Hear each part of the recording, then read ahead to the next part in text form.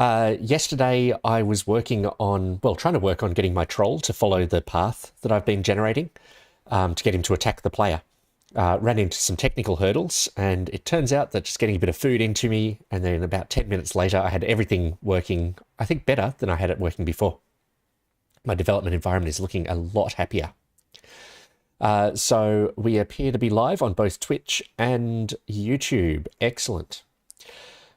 So let's just see where we're at. I'll get my server just restarted. My plan for today is to get the movement of the troll a little bit smoother. He's currently just jumping from one hex tile to another. He'll still be walking in a bit of a zigzag. That's just the nature of the way we're generating the path at the moment. So what I want to do after I have him moving a bit more smoothly is doing an A-star search, so finding an actual better path.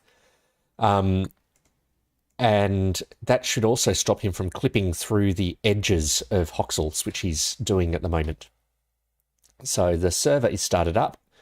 I can get my troll in, and fingers crossed everything works. We have three trolls in the game, and they are marching at us. They're both going to attack us probably at about the same time. We can get this one to... There we go. He's taking a swing at us. Here comes another one. They're just kind of overlapping on each other. So that's what they do. They can only attack once every 3 seconds at the moment. They will continue to follow us even during their cooldown. I think that's a better behavior than what I had. So let's stop that and get to work on smoothing out their motion.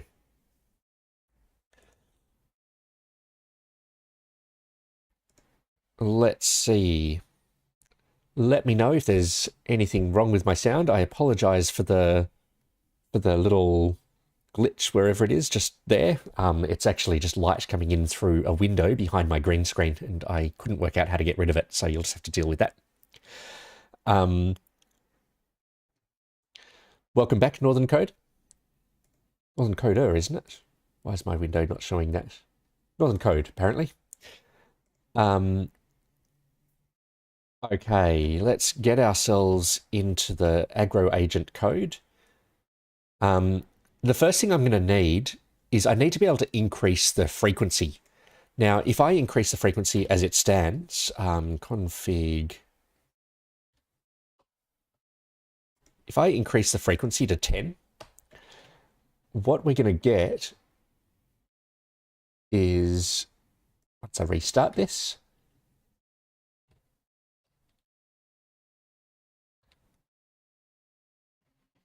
that's coming up.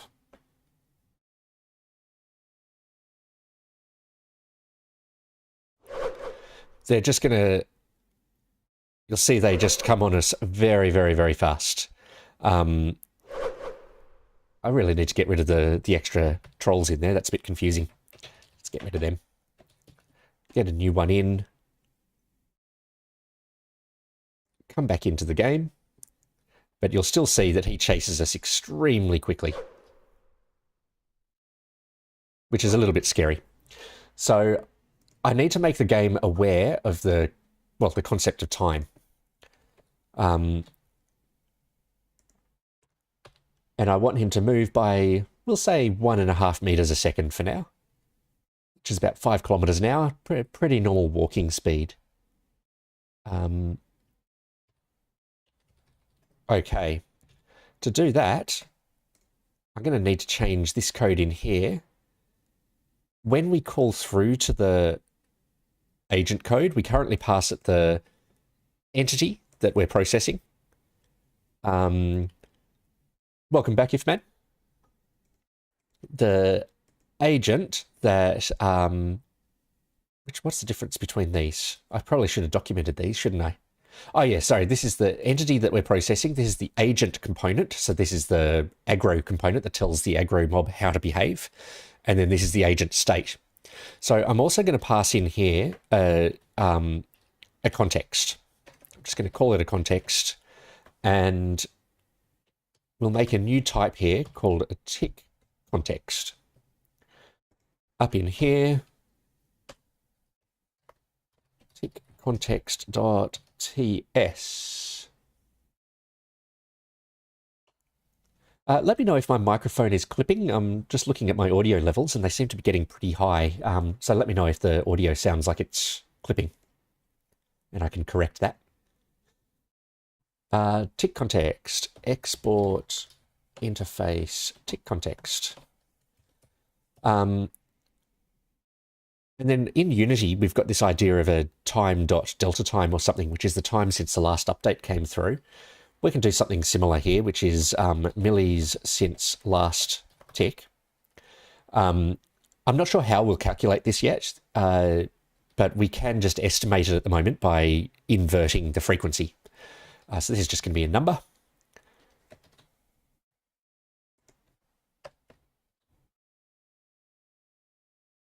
Import that.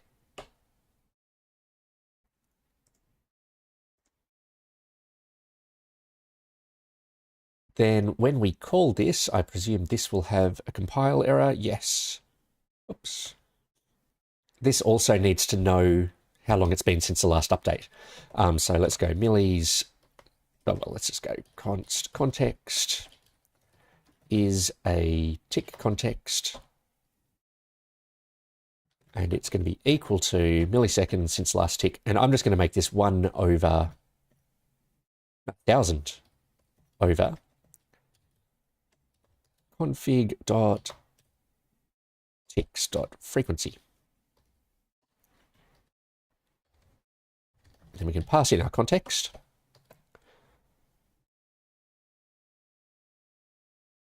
So for anyone who's, I know people, I've noticed that a few people have come and gone since I started my stream. So just to repeat, I'm currently working on smoothing out the troll's motion. And I will then work on moving towards A star so that we can get better paths out of this guy. Okay, so that is not compiling still.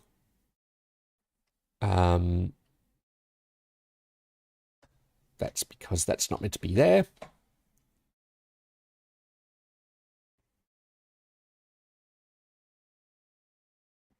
No one in Twitch today. That's interesting. We usually have someone in Twitch.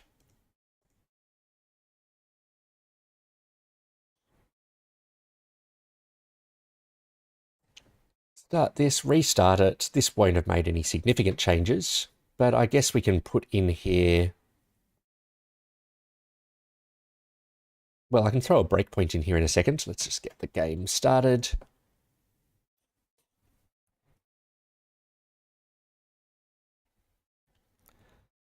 Where is he? There he is. Why can't he see us? I assume something is crashing.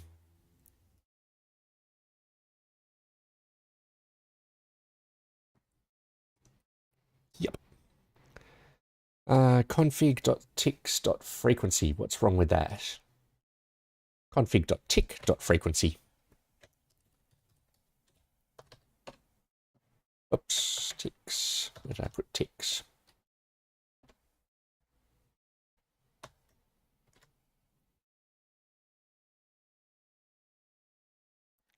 Here he goes. He's attacking us again. Just going to mute that. I don't. Out of interest, can you guys see? You can see when I mute. Excellent. So if we throw a breakpoint in the beginning of the aggro agent, we should be able to see that the context has milli since last tick of 1,000. Excellent.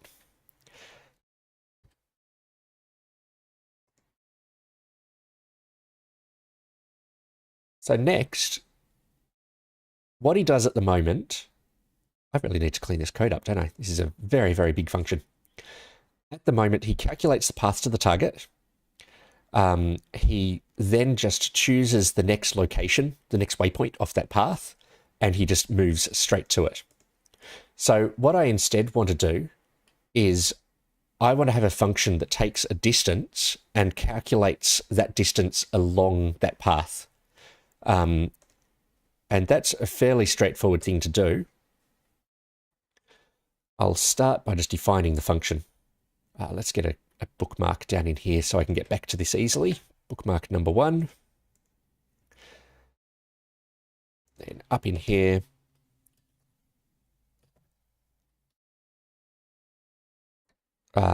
find distance along path.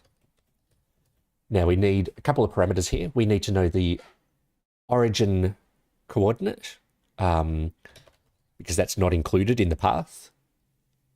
We could simplify this just by saying that we'll pass the path including a new path on a new point on the beginning.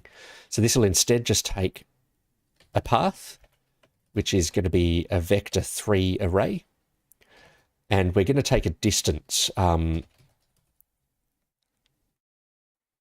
which is just a number.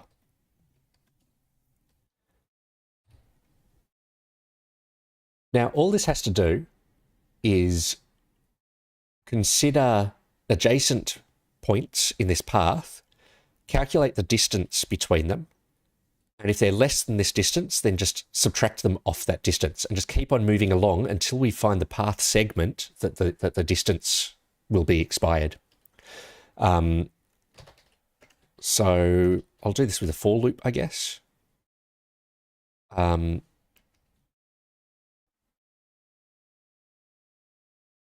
I can do it with a path dot. No, for loop. For let I be 0, I less than path dot length -1, because we're doing a pairwise search here. So the number of segments is 1 less than the number of items in this list. ++ I. For anyone wondering about the ++ I instead of the I++, this is just a habit for anyone who's been a C++ developer. You can tell if someone's a C++ developer, they will always do ++ I instead of I++. And the reasons are a little bit historical, so maybe it's only older C++ developers that do that. But yeah, it's more technically correct and a bit cleaner in C++. It makes no difference in other languages. So in here, we need to know we've got a from is going to be equal to path I. We've got a to is going to be path I + 1. Is that guaranteed to be valid? I will never get closer than path.length -2, so I + 1 is right. Now we need to know the distance between those two.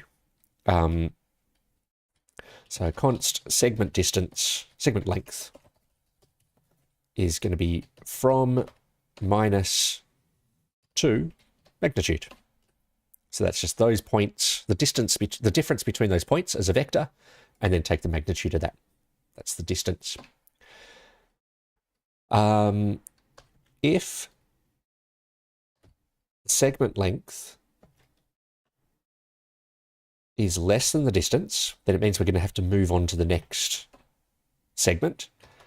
So we're going to do distance minus equals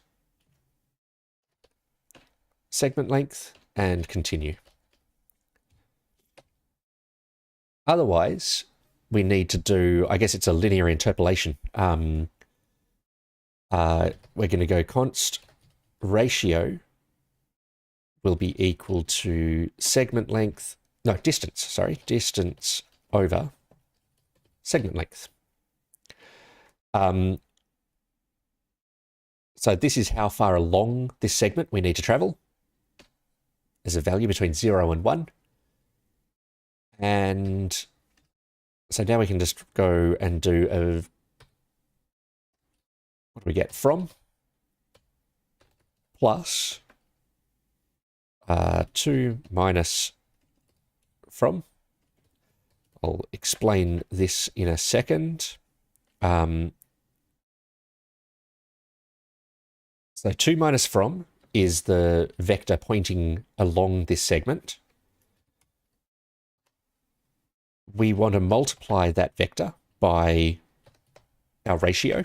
So if we want to travel halfway along, then this ratio will be 0.5, and we'll just get a vector which is half the length of the line between them. Add that to the from, and I reckon that is the point. Let's just try this.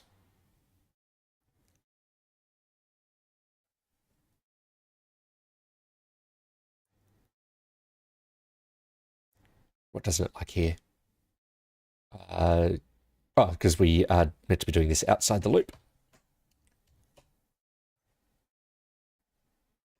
Nope. The issue here is that we could run out of track, basically. So if we get to outside this loop, then we've run off the end of the path.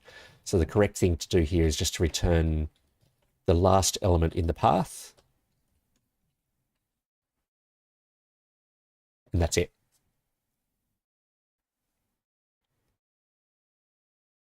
All right.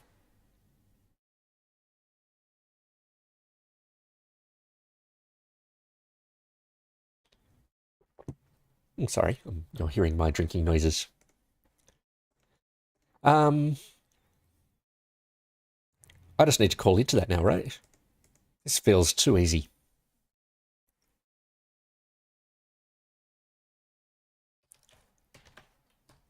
And get rid of both of those.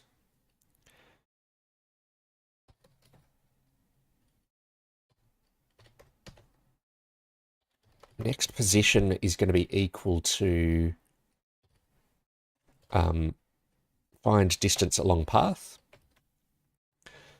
The path is going to be the entity's current location, which is his transform position, sorry, followed by the path to target. This is because I just need to prefix our origin on there. Next location, we need to now calculate from here.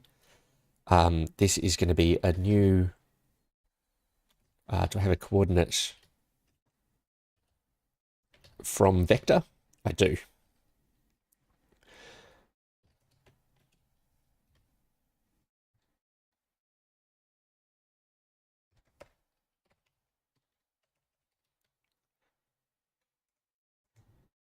All right, I'll be very surprised if this does what I want.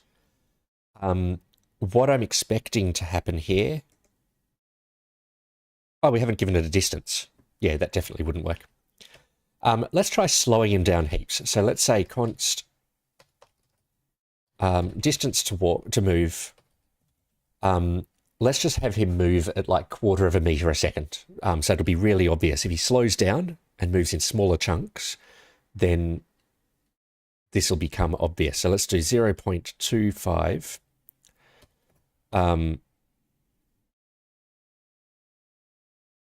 Is it divide by or multiplied by millis?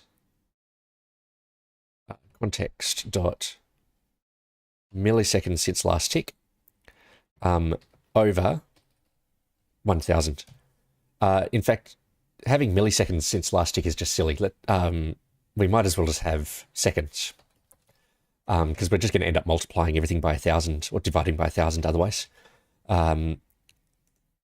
So let's change that to seconds since last tick. Change the calling code to be 1 over the frequency. Okay, so we're expecting this value to actually be 1 at the moment. So he'll walk 0.25 meters.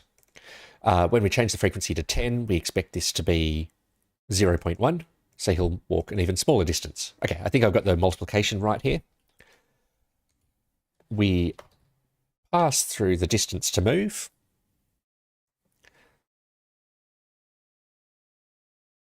And welcome whoever that was who just joined on Twitch.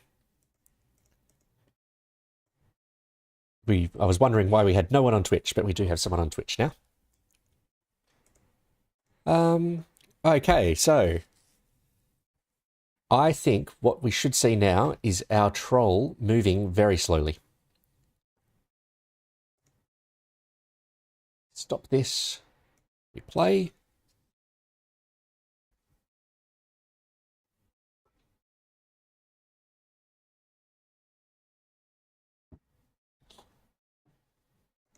Okay, it's not happy. We've got a compile error. Find distance along path. Oh yeah, there's just a... Need to have that, colon, vector 3.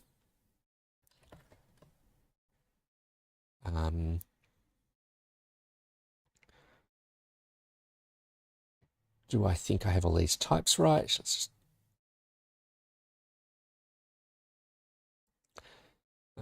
path to target. Do we have a type on that? We don't have a type on that.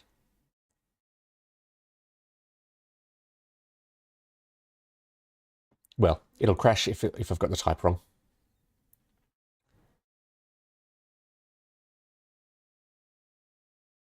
I've still got a compiler, don't I? Do I? Yes. That should be seconds.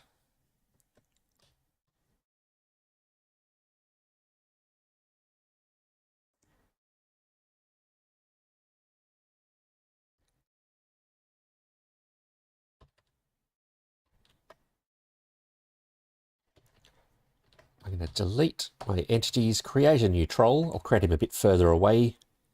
Let's go 4, 4. That's right at the edge of the chunk. Hey, Griffic. Okay, hopefully they move by just a little bit. No, they're not moving at all.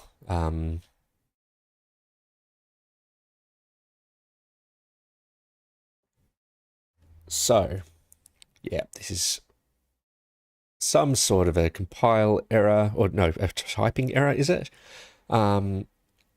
Yes, path to target is not iterable. What is path to target? Okay. It is one of these more complicated objects that includes all sorts of coordinate types. So these are easily fixed. All I've got to do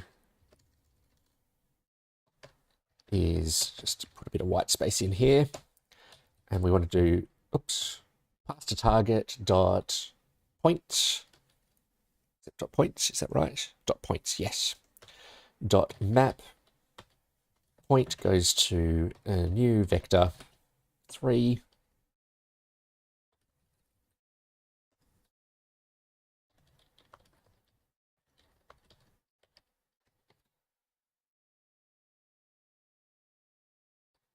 Good luck with your meeting, Griffic.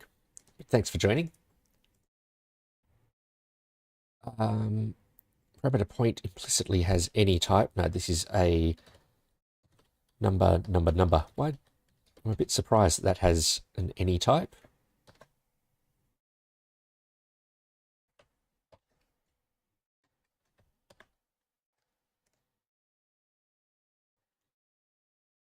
Why does it have an any type? Oh, here it is. Yeah. What is the actual type that returns?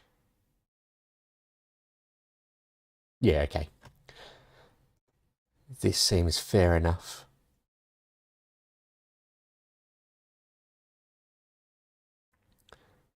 Okay.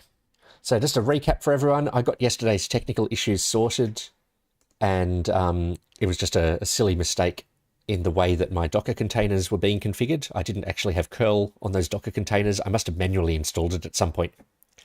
And as a result, they were never passing their health checks. But they now pass their health checks. Everything seems a lot more reliable.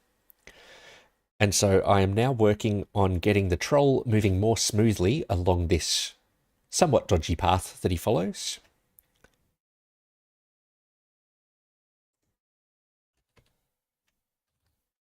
Delete the troll, put him back in, rerun, and see what happens. We're probably going to get the same problem here. Yep, he's definitely not seeing us, so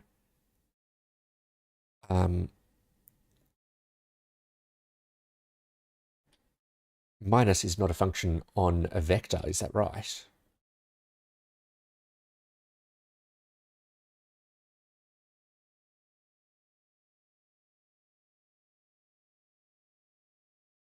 Oh, it must be up here. Okay. From is an object. Yeah, that'll do it.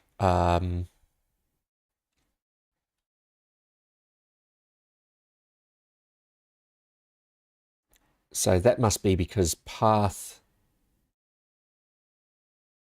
is not actually a vector.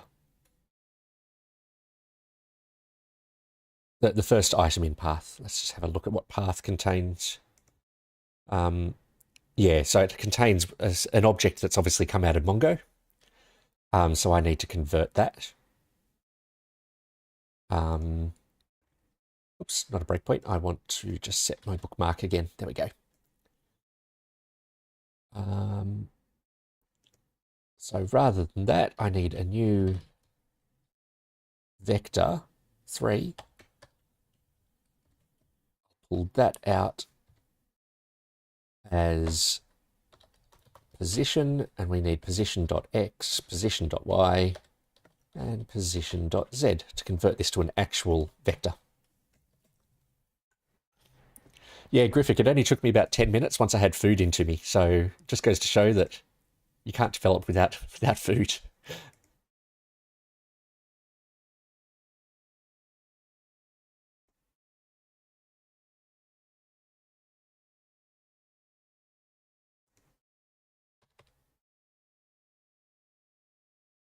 Still not there.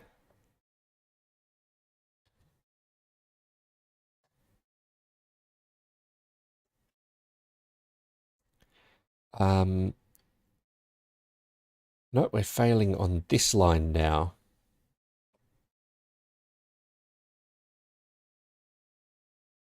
That was 2, an entire array.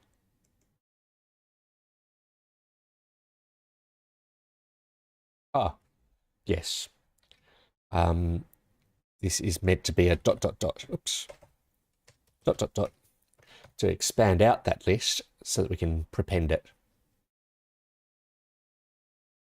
This is now crashed. I'm still getting these crashes. I thought I had corrected these crashes when we hit breakpoints on startup.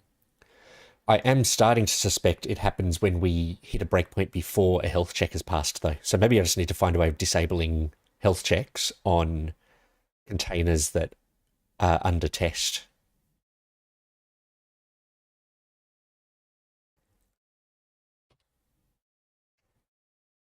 All right.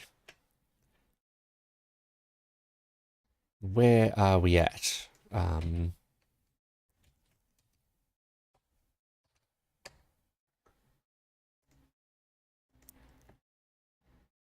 in here. Oh, that's not a good sign.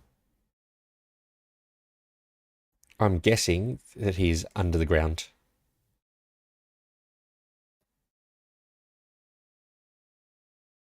Yep, there he is, having a swing at us from down at the origin. That should be pretty straightforward.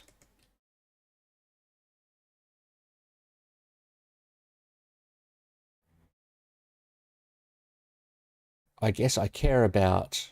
How do I set a breakpoint? Is that? No. Breakpoint. There we go.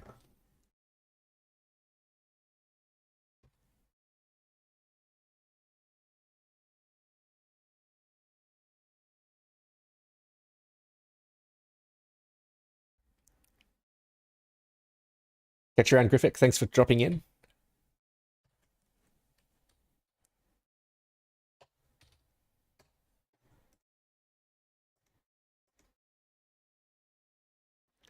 So I'm just trying to get a debug case here where we can hit this code so we can actually step through. So here is his from. That's just the troll's location. The path contains... Oh, that's not the path. Where's the path gone? Here's the path. The path contains... Ah, there we go. A whole bunch of undefined. We're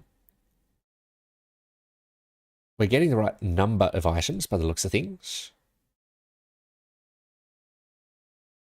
Vector.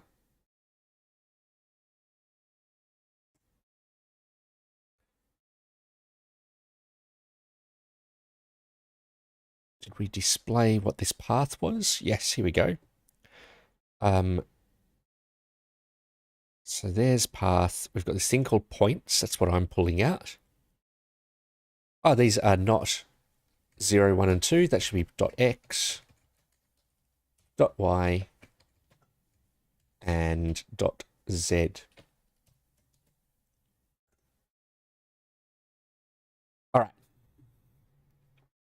This time for sure.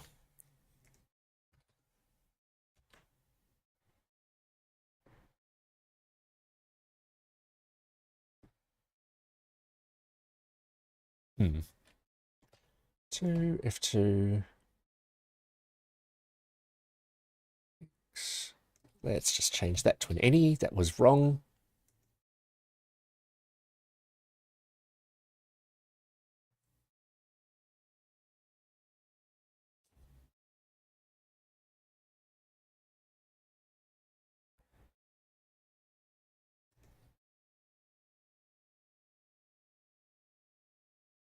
Lots of restarting of services here.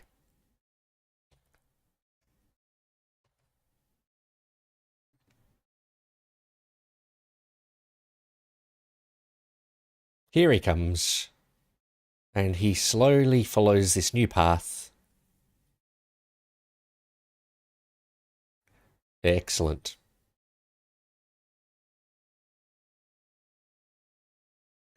You can see him following this zigzag, which is just because we're using a very, very, very basic pathfinding algorithm. But he is correctly moving along that path. Now, what I want to do next is actually make his speed configurable in here. So let's call it a chase speed. And I'm going to make him run at 1.5 meters a second. So now back in here,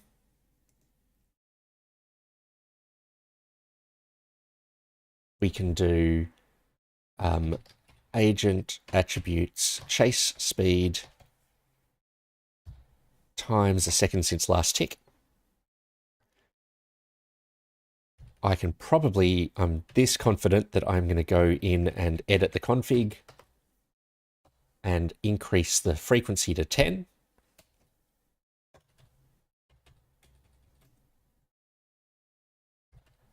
I'll need to recreate the troll. Am I running the service? Yes. Recreate the troll. We drop into the world and hopefully he chases us. No. Right, this is going to be a silly typo.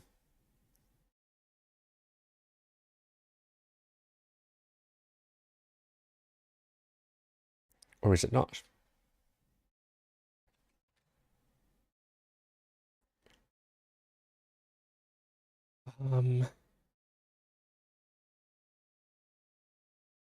What's happening here? Doesn't even seem to be running.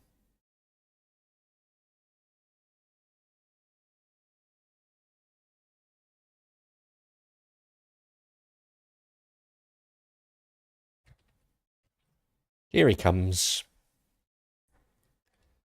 Got an attack in on us. So yeah, he's now chasing us. Awesome. Even as we move around. All right, he runs sideways, but I'm not too worried about that for now. Excellent. That's progress. And when I make progress, I like to check it in.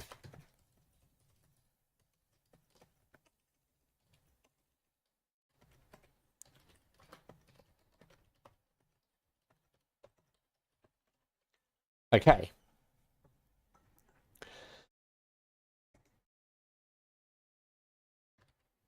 I'll turn my tick speed down a bit again, just so we don't get too much spam.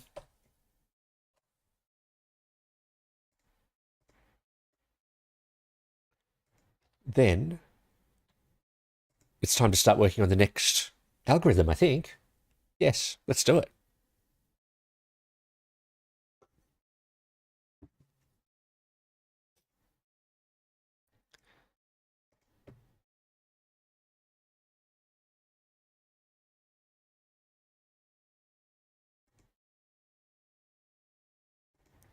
So this code, I should be able to keep the same. If I make my A-star algorithm return a list of points, preferably like this, then this code should mostly stay the same. What I will do is I'll just factor this one out to be called path, because this is what I want to get kicked out of my A-star algorithm. He currently uses this path to target. I can get rid of this to do, actually. I did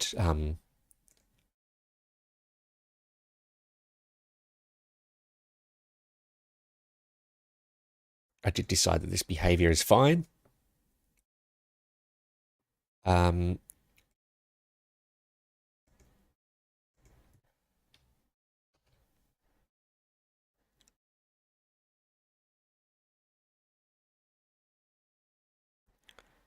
Okay. A-star. I will implement A-star on the terrain server again. I don't have obstacles in there yet, correct, but there's two things here. So the first thing is with A-star, he should behave a little bit better, and the reason is I'm not going to use the hexagons as what have I done? I don't have my server running. I'm not going to use the hexagons as the nodes. I'm going to start off using the triangles that make up the hexagons as the nodes. So that should give him a slightly smoother motion. The second thing is I can put in artificial obstacles. So I can change the logic to say that he can only run on grass, for example.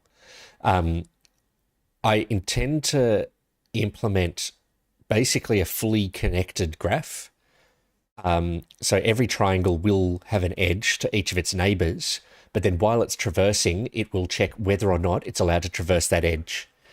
It's not as efficient from a graph point of view, but it will simplify the code because we can share the graphs between different AIs. If you've got a kind of mob that can't run on sand, for example, or can't run on, or wants to avoid stone, then it can be making those decisions as it traverses each edge.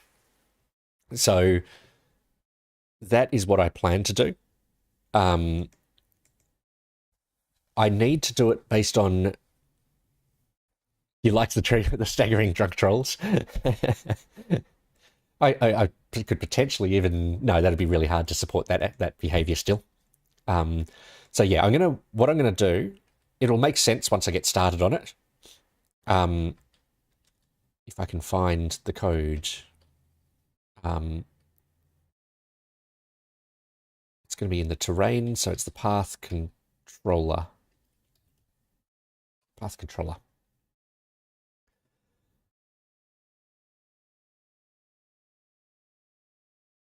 So we want this to return a list of points. I'm going to slightly simplify my calling code as a first step, because this is all pretty... there's not much I can do about this yet. But I can simplify this by having points include the origin.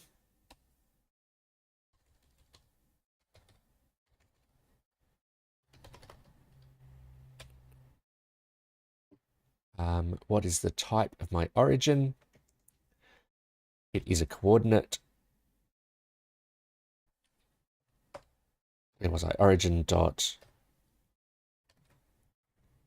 xz. Am I not allowed to do? That's not it.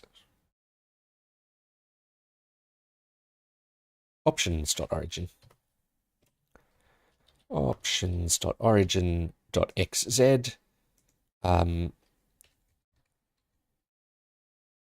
It's terribly named because it is actually an XYZ.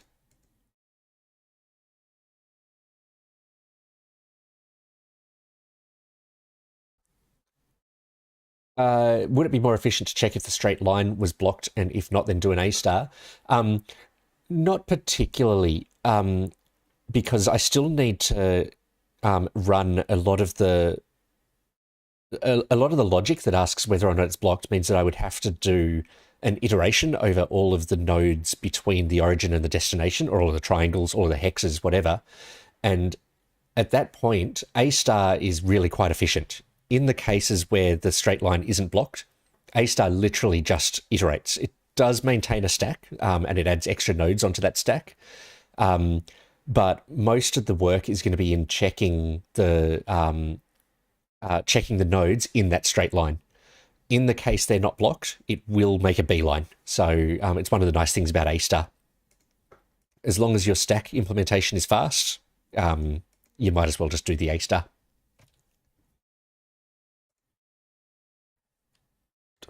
Points. What's wrong with that? It doesn't like that.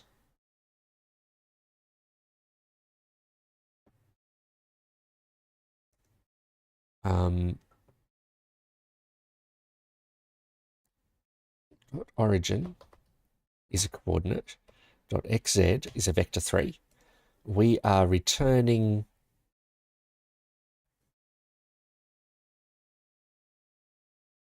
I need a name. It needs to be points.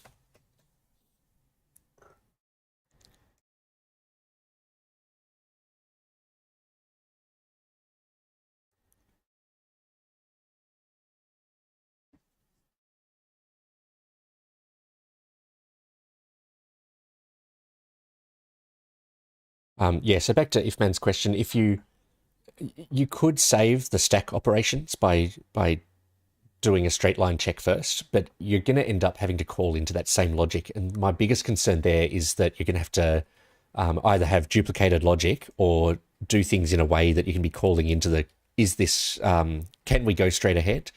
You'd have to do that check from multiple places. So it's going to complicate the code as well.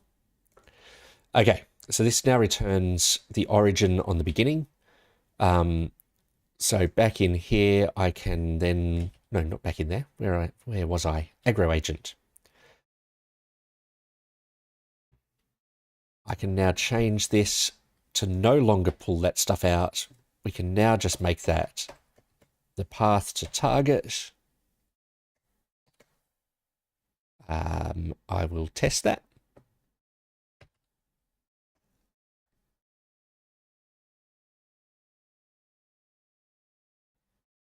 Load in a client.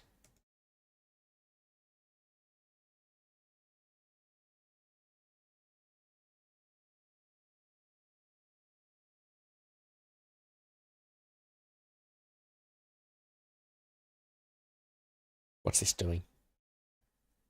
Unity is being Unity.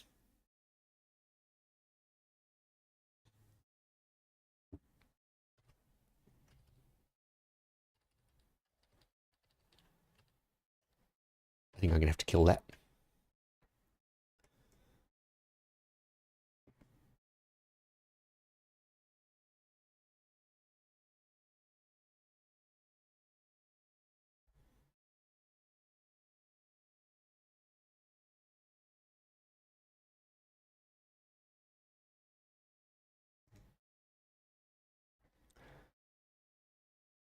Run the client.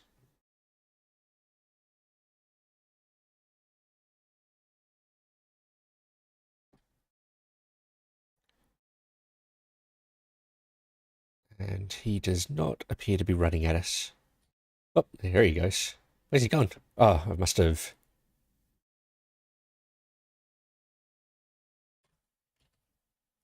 All right. Debug that. It's going to be something really silly in the path generation.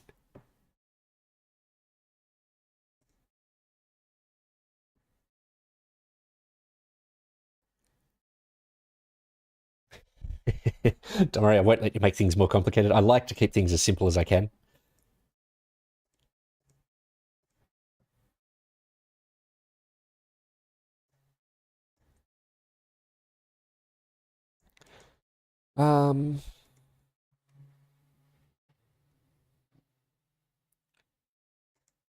Where do I need my breakpoint? I need it in the path controller.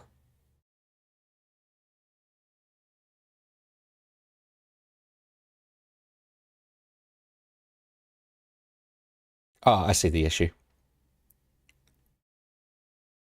The problem is that we're expecting this to be... No, it's points. Yeah, points is a vector 3. This is a vector 3.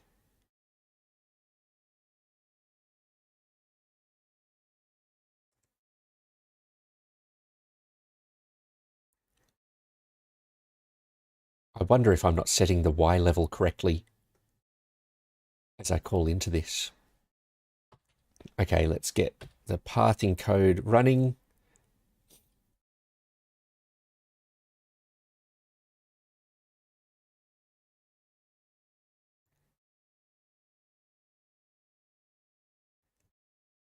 No, delete the entities, try again. Delete. That's not a good sign. Restart the servers.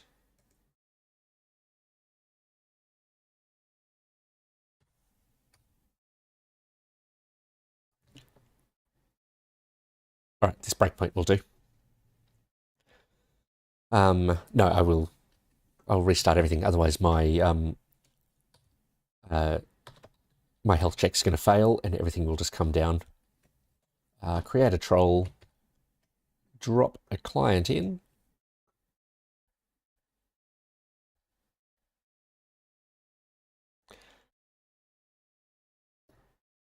And here we go. It is creepy when you can't see them, especially given they can attack you with any Y value. So as soon as he gets underneath you, he can start attacking you. Super duper scary. All right, options.origin.xz, sure enough, has a Y value of 0.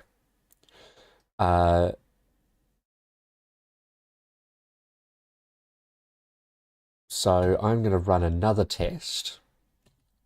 This time I'll make sure I catch the first of the pathfind requests. Make sure it's not only passing through a 0 there because we sent one back. Post a new troll. Set a breakpoint here. Then run that again.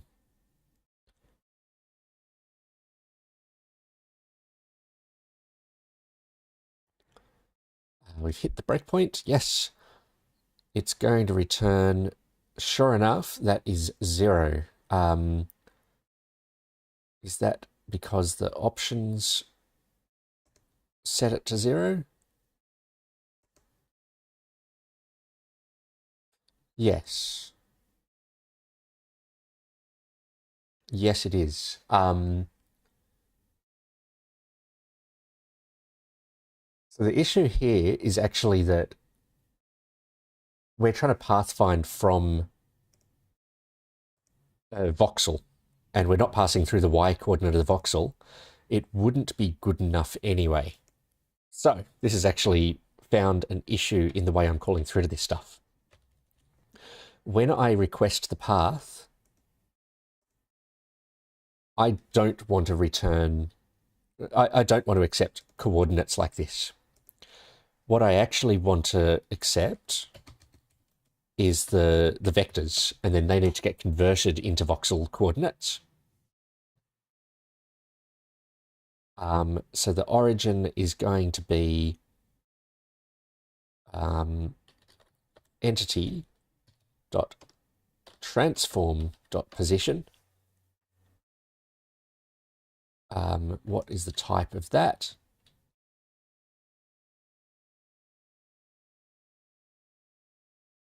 It is vector 3. And we need the target, which is the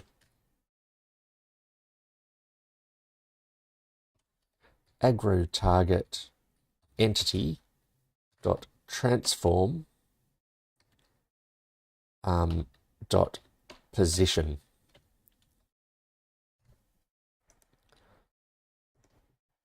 I am going to put an extra check in here to make sure that the aggro target does have a position.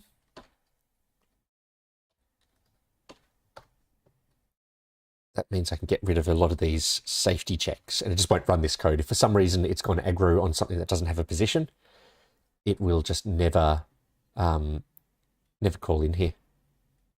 Now this is going to be cranky with me because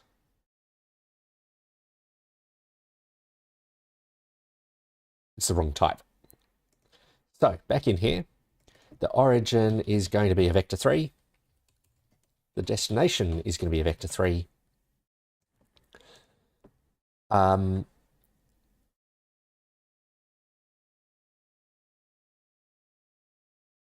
here we now just pass through the origin and the destination directly.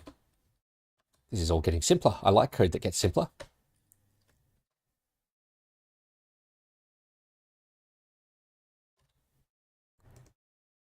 This one is still not working.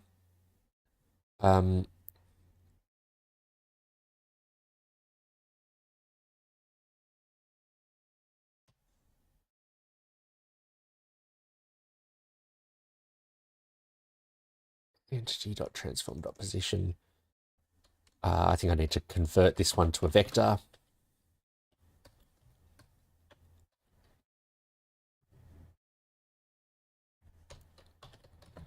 Const target position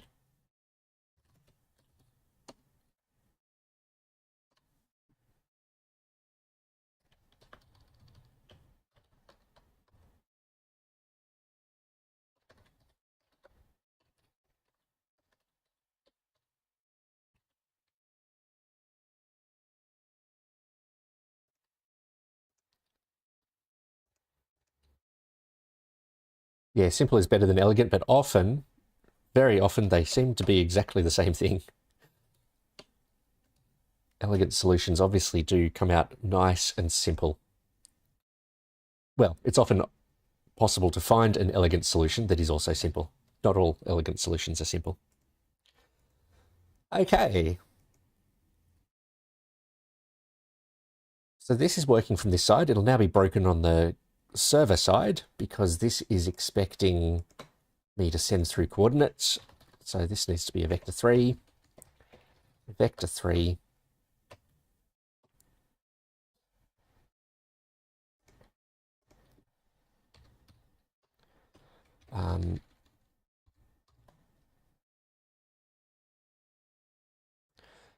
What I was doing, let's just copy this out again. Const origin axial.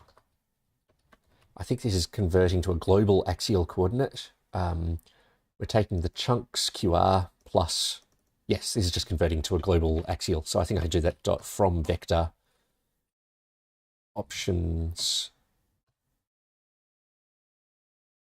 Yes, the aha moment is when you find the elegant and simple.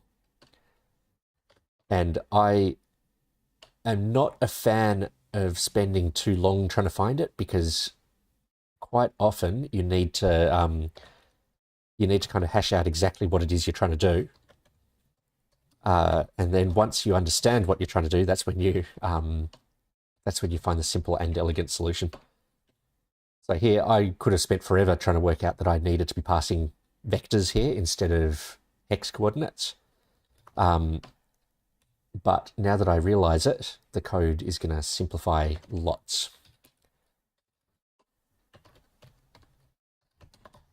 So there's the axial. We don't have a y coordinate yet. That's okay. Here it is, options.origin. And that has a y coordinate. Oh, this would be nice if this worked.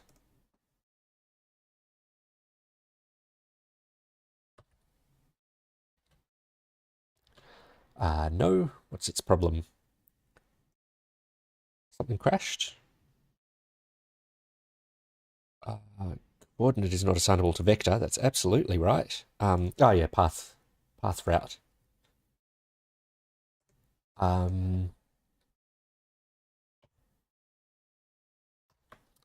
Get vector body. And that needs to return a vector 3, saying vector 4.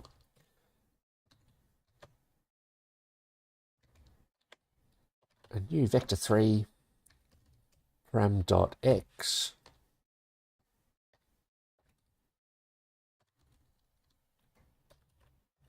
param.y and param.z.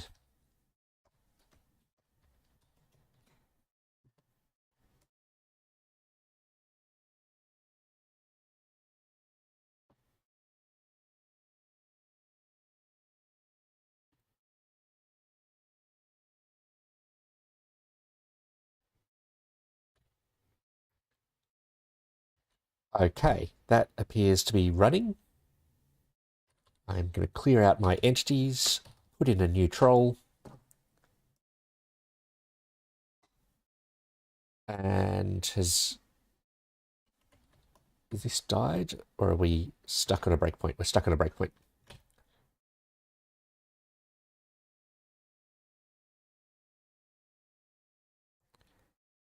Here he comes.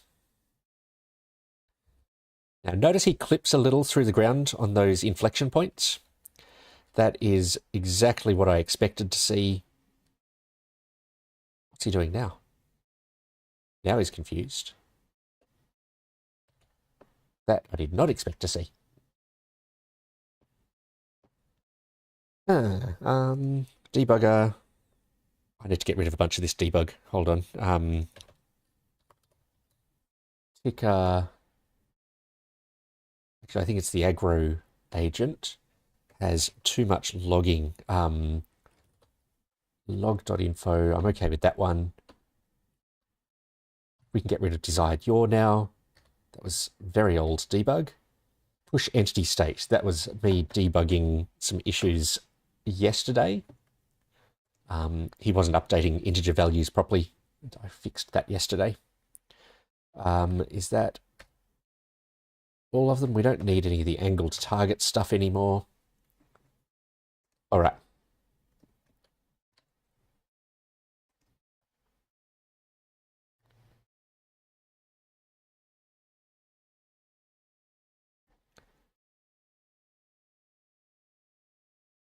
So I don't know what the issue was there, but hopefully we can reproduce it. I'll delete all my entities, reinsert the troll,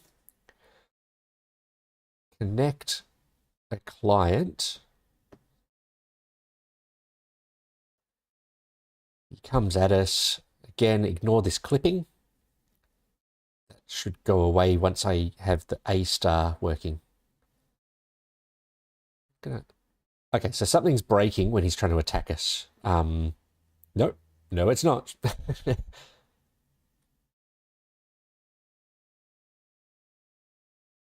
Interesting. He never quite gets close enough to us.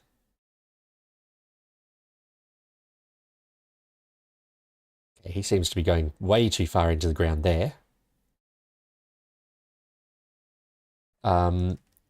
Okay, I'm just going to make a note of that. It looks like there's another bug there affecting his... bug affecting... Sorry, this is off screen.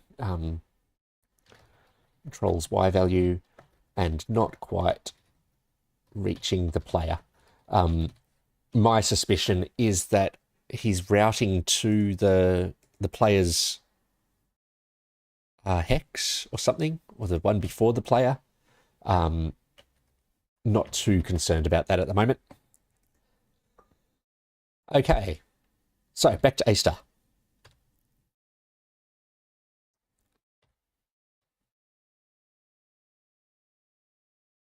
One thing I could do here if I wanted to is actually make the A star algorithm kind of pluggable in here.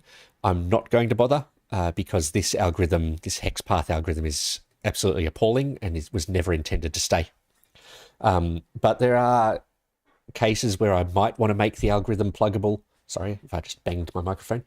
An example is if it turns out that I want theta star or whatever it's called, I think it's theta star instead of A star, then I would probably want to make it pluggable because there will be cases where A star performs better, for example. Doing an AMA, yeah, maybe sometime. Um, yeah, I might do that at some point. Probably not yet, but yeah, I'd quite like to do an AMA. Okay. So generate path. Here we find the hex path. Now this hex path just returns the coordinates that he's going to pass through.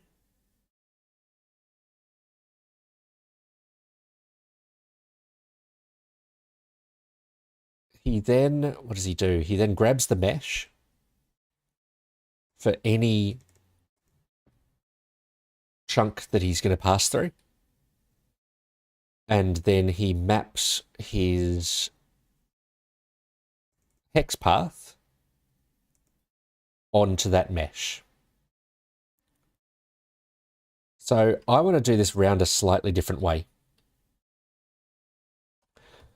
I want to find the chunks that he's going to move through, because I need to load a graph that covers any chunks he might pass through.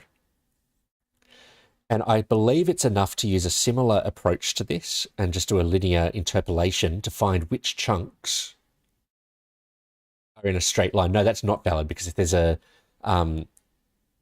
obstacle he needs to get around in a chunk included in the straight line, then he might need to go into adjacent chunks. So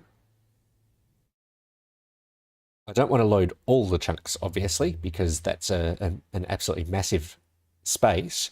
So I think what I actually want to do is dynamically load the meshes for chunks.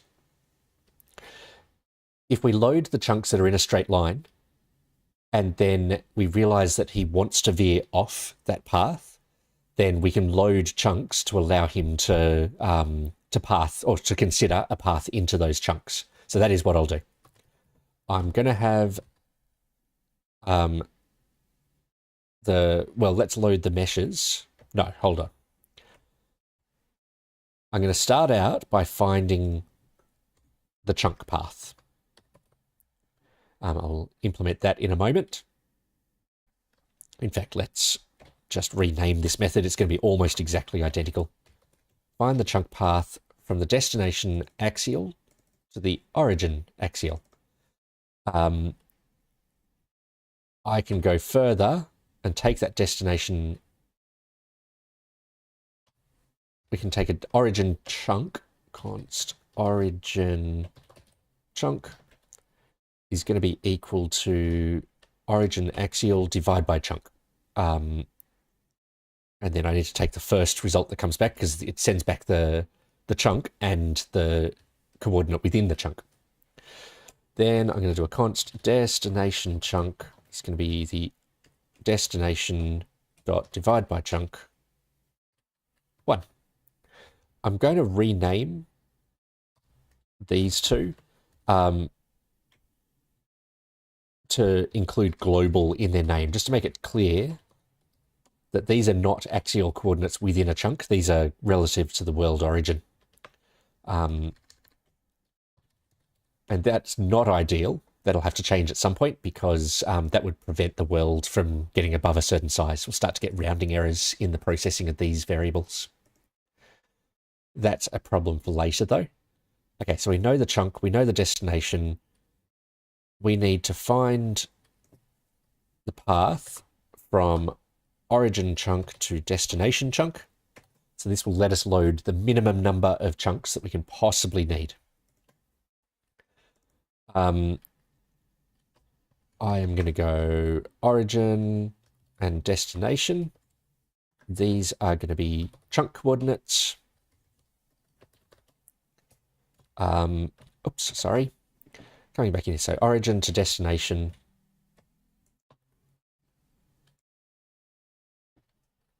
We go for destination minus origin.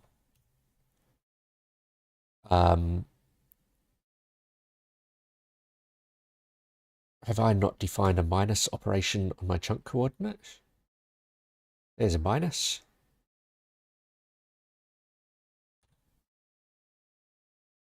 Oh, I've spelt it wrong. And then we need a magnitude, which I have defined. That returns a number.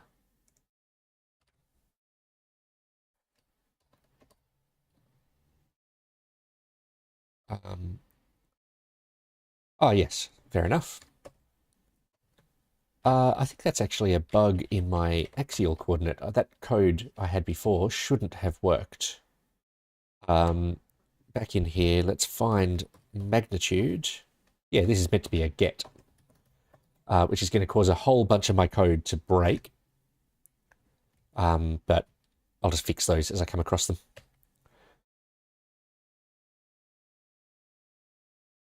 Now, the lerp here is just working on floating points.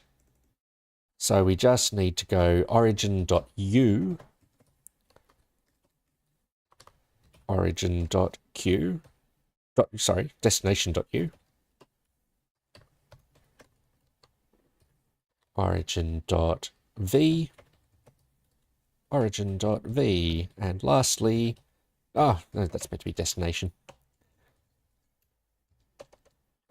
Destination.w. Now, anyone who was here yesterday, I think it was yesterday, will remember that I had a problem in my rounding code. Well, hang on, this is meant to all be chunk coordinates.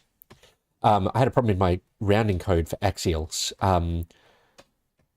and I strongly suspect that I'm going to have the same problem in here. So let's take a look. Chunk coordinate, we have a W. Yep, we do have a W coordinate. Yep.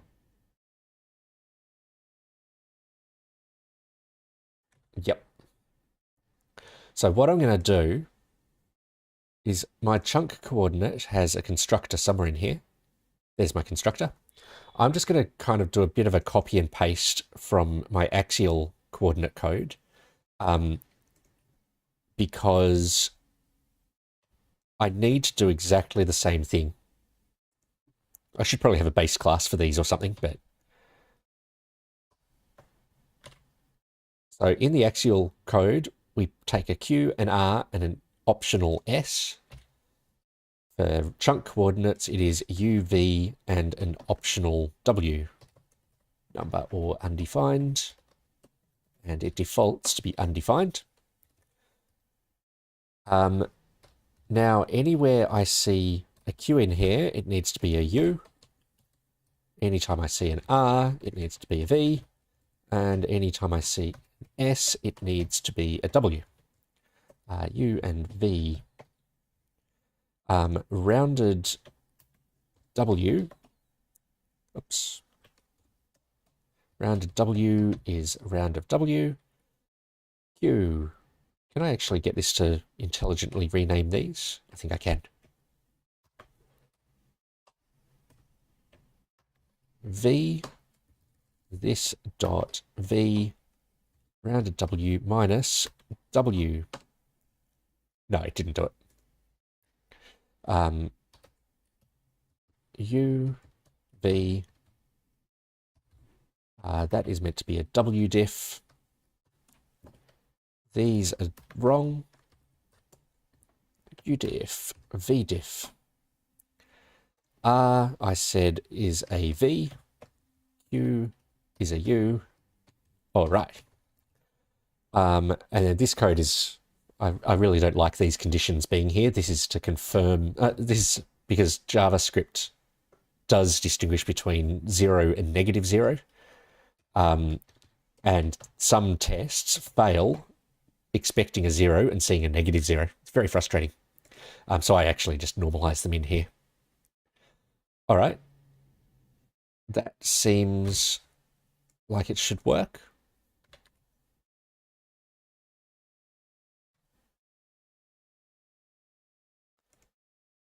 So we now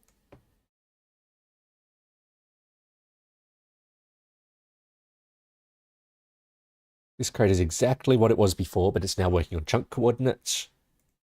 So we now find the chunks that this search will definitely consider passing through.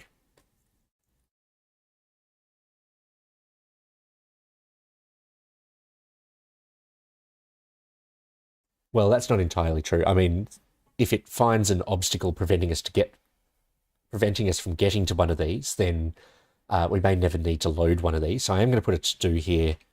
To-do, can we just seed the meshes with the origin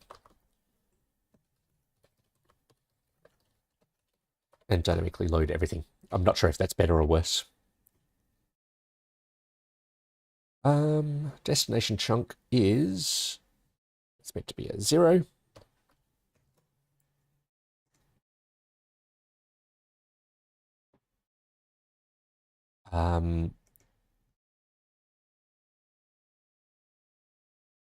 We no longer need to divide by chunk.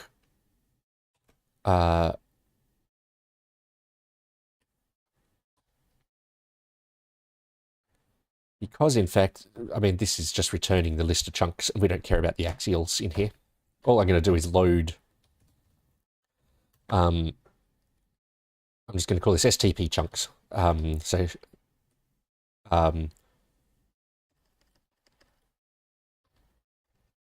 Direct line chunks. There we go. Better name. So that will allow us to load in some meshes. Direct line chunks, we're going to go and just reduce that. The item is a chunk coordinate. Check if it's been loaded. If it has, we just ignore it. Otherwise, we load that mesh. So at this point, meshes contains our actual meshes. There are a bunch of triangles in those. So what I then need to do is process those meshes to build a graph.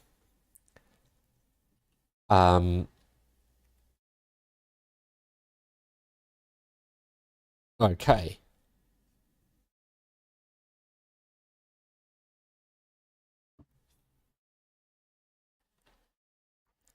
We want... There are two main ways of storing a graph. They're called adjacency list. And there's also an adjacency matrix. In an adjacency list, each vertex knows which vertices it links to. So under an adjacency list, you end up calling things like, vertex dot edges dot, edges 0 type of thing. Whereas in an adjacency matrix, you actually store your edges separately in a big X by Y matrix. So to find whether or not vertex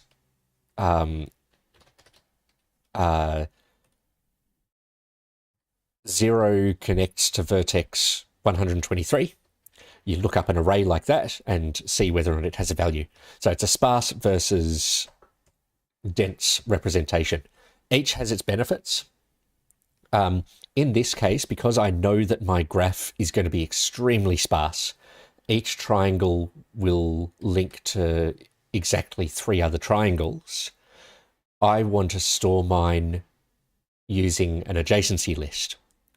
But I can do a bit better than that in that I know each vertex does have exactly 3 neighbors, even if they haven't been loaded yet. Like if we haven't loaded the mesh, we might not know where something links to.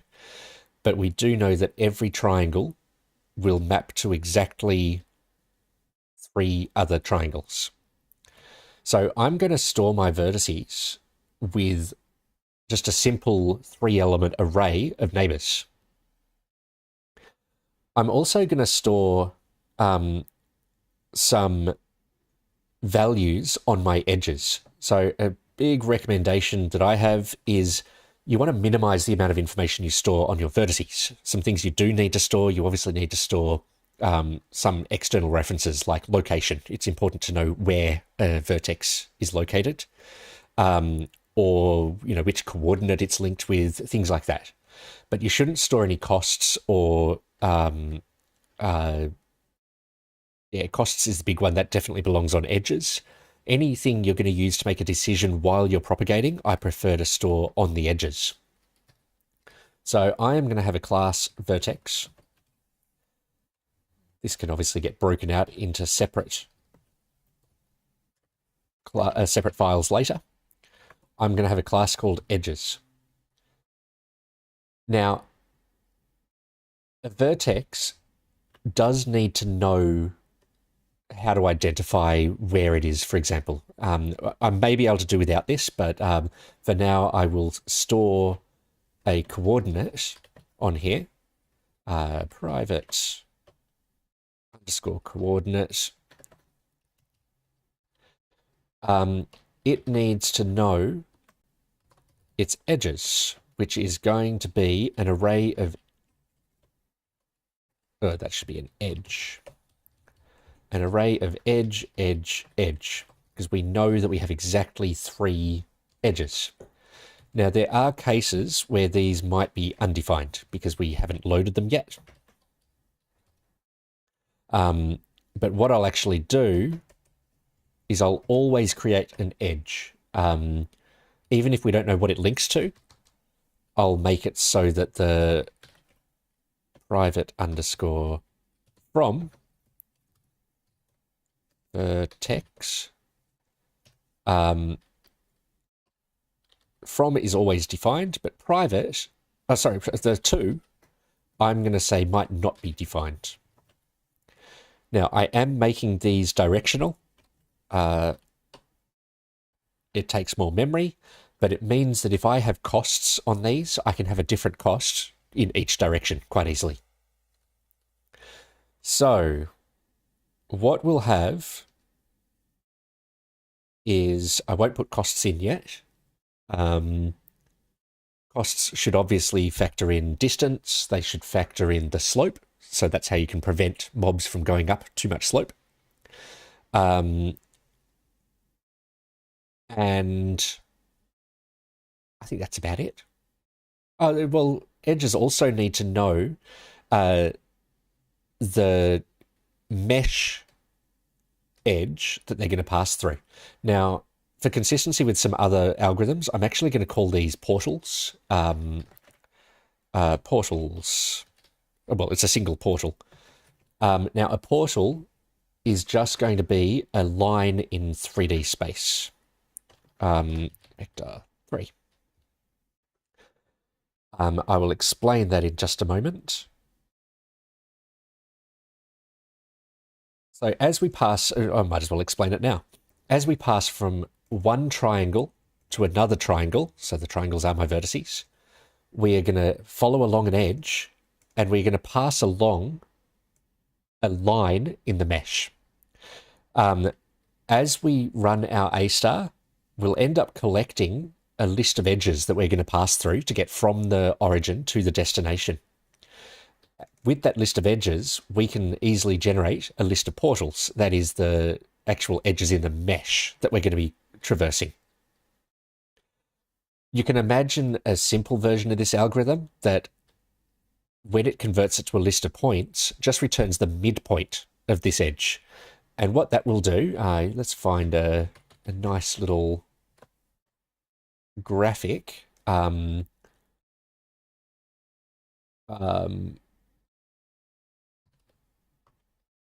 Triangle, plane. I just plane. I just want an image of these triangles will do. These are even better. As we move around our mesh, we'll be passing through a bunch of these portals. I'm calling these edges in here portals. If we were to just move the troll through the midpoints of these, then we'd end up with an okay path. But what we actually want is we want to use a string pulling algorithm to cause whatever our path is. Oh, that's what I should have used. I should have done a string pulling algorithm. I'm sure there's a better graphic somewhere here. Images.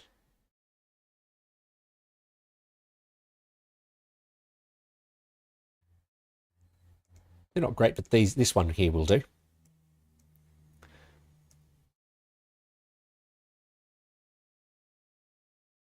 Where is it? Yes, so as we get a list of triangles that we're going to be passing through and a list of portals that we're going to be passing through, we want to basically pull a piece of string so that the agent, rather than going midpoint, midpoint, midpoint, midpoint, midpoint, he will actually go offset from the midpoint, all the way off to this corner, little bit offset. We're pretty much on the midpoint, a little bit offset. You can see that you can.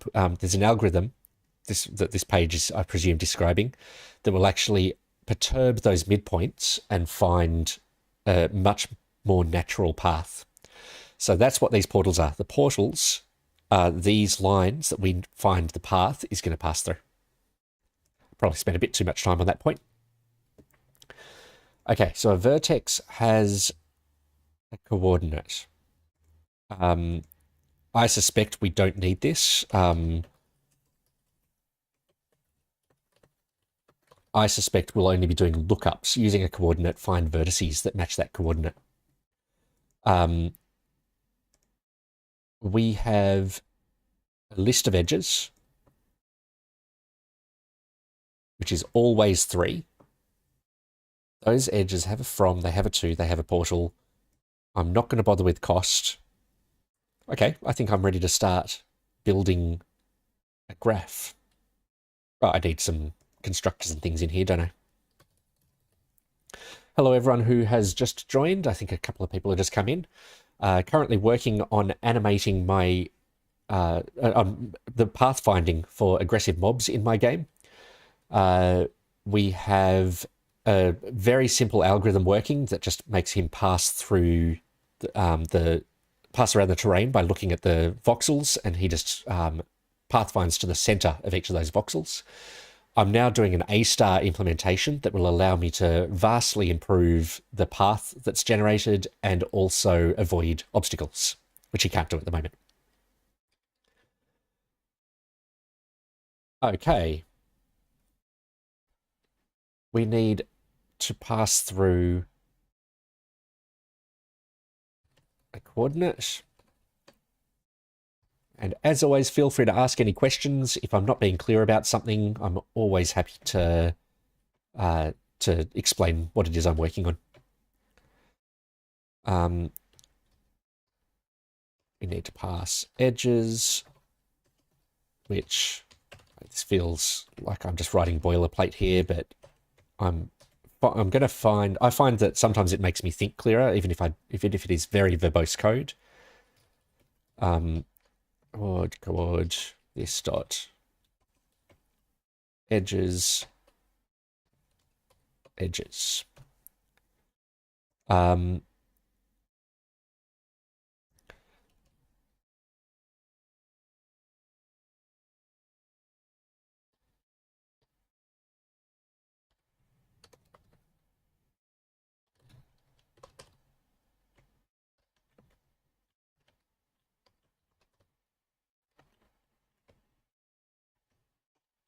I think I actually want to just return an edge array here rather than being explicit. And we can just return this dot edges. Okay.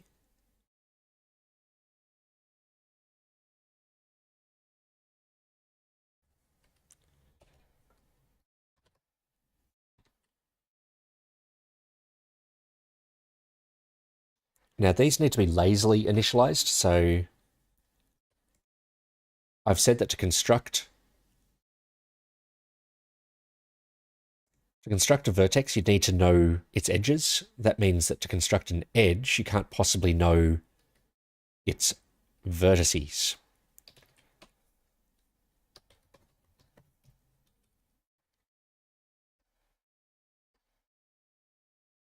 So what I might do instead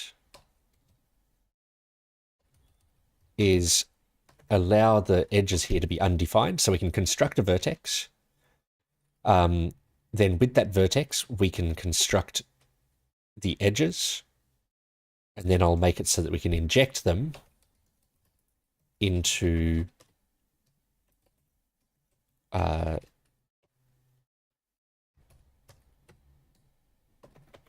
I don't think I'm allowed to do that value. We can then inject them into the vertices. Oh, right, value edge, and in here we can just go this dot edges value.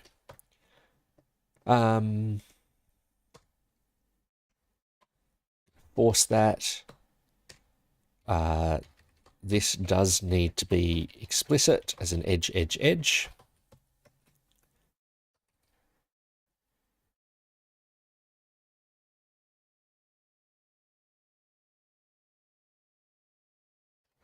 And that has made this unhappy. It wants me to be explicit. Okay, this is an example of what I mean about writing this boilerplate helps me think things through.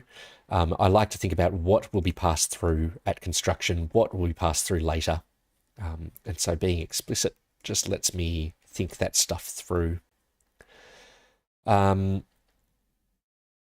when we create an edge, we can pass it a from. I'm going to assume that we know that vertex. Then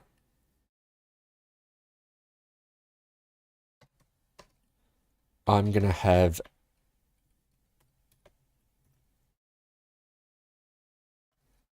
a neighbor. No, I'm going to have a 2.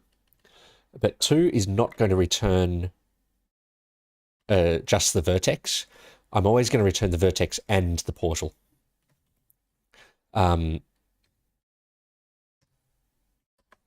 So I'll define this object in here, which is going to be a vertex, vertex, and portal vector 3, vector 3.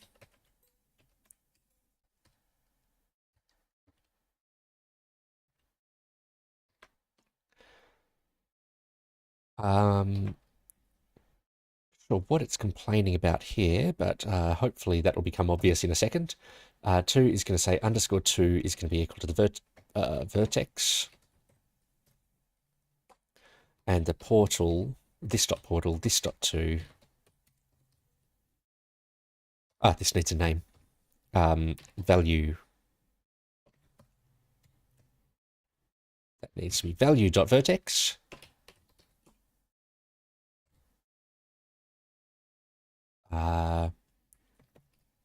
Value dot portal. I just need a getter on this. Public get to. Oops.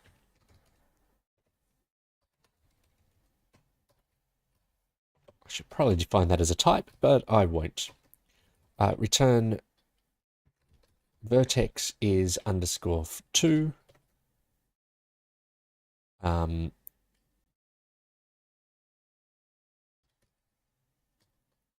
And portal. What am I doing? That is meant to look like that.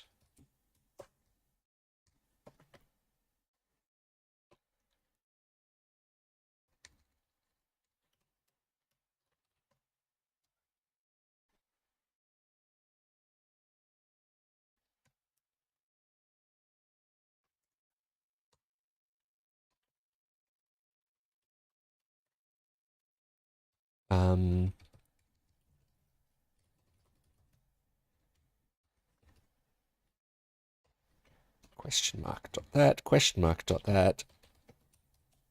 Oh, what did I just do? Z. If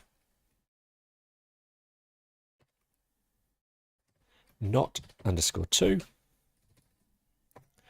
then return undefined. Just going to stop that, get a bit more real estate here. Otherwise, we return this dot to this dot portal. This dot portal could be undefined. In this case, I'm happy to put an exclamation mark in here because what's wrong there?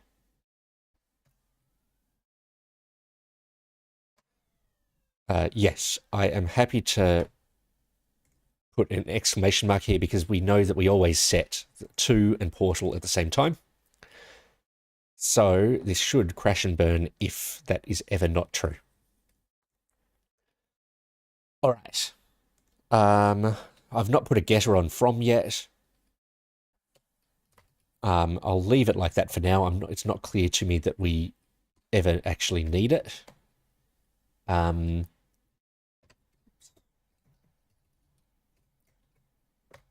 All right.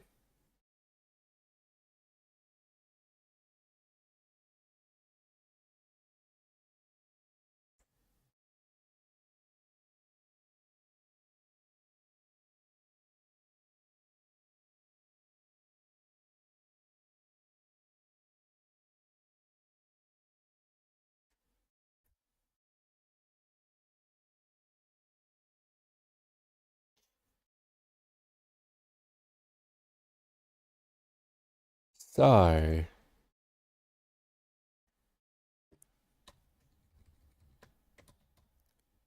just clean up some of this code.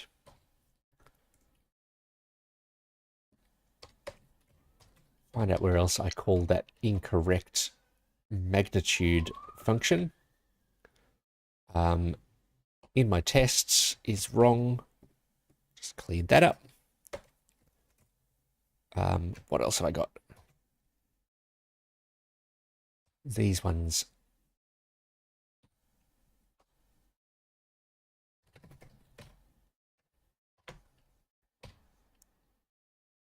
Getters are allowed that. This one should not have it. This one should not have it.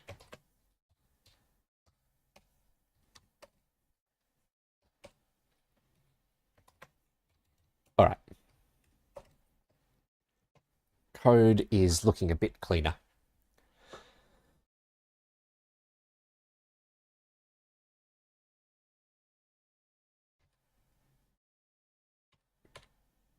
Path controller. I'm going to start by making this only work within a single chunk, I think. And the reason is the code is going to be a lot simpler to build the graph within a chunk.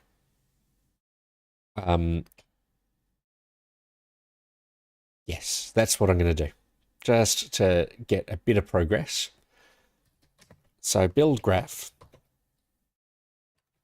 It's going to take a single mesh and it's going to return a bunch of vertices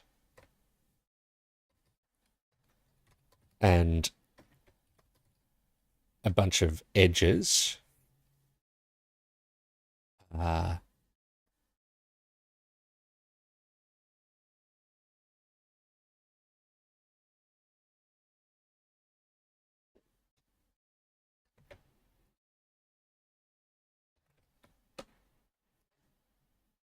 Doing something silly here.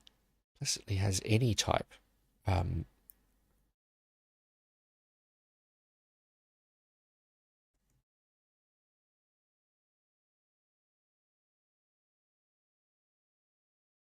Must be doing something very silly. I'm trying to return, make this function, this constant be a function that takes a mesh and returns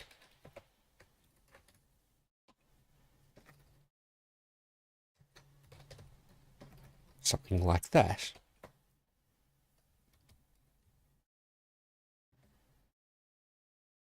Vertex is a class.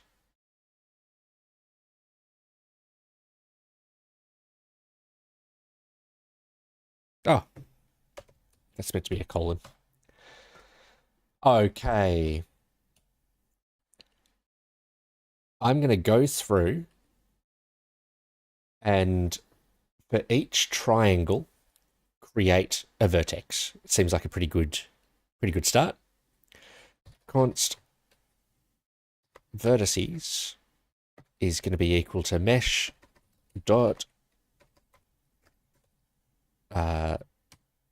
submeshes. Is there a flatten? No, I think I have to reduce. Submesh, result, comma, item goes to, so this is just taking my mesh object. I might as well show what a mesh object looks like. It has a list of vertices. This is mesh vertices, not graph vertices. I might need to be a bit more consistent in my naming here, a bit more explicit in my naming. So these are the actual points that will get rendered on the corners of triangles. And then we have submeshes, which are basically the triangles broken up by material. So we'll have a grass material here that points to a submesh, which is just a list of triangles. We'll have a stone, sand, and so on. So for generating the graph, I actually want to flatten these submeshes so that we just get a single list of triangles. It is a list of triangles, so we are going to return any triangles we've found already, combined with item dot, sorry, this needs to be material is a string, because where submeshes itself is a dictionary.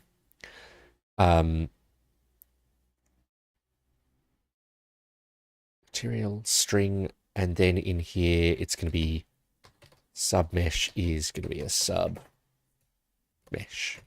What's wrong with that? Is that exported? Yes. Exported from where?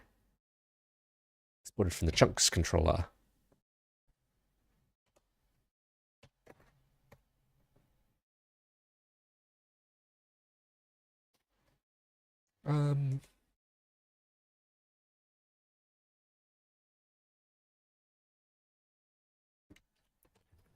Object.entries. Is that better?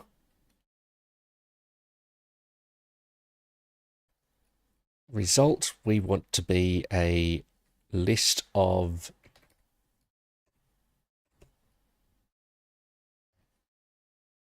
I want this to be a list of triangles, which are going to be number, number, number.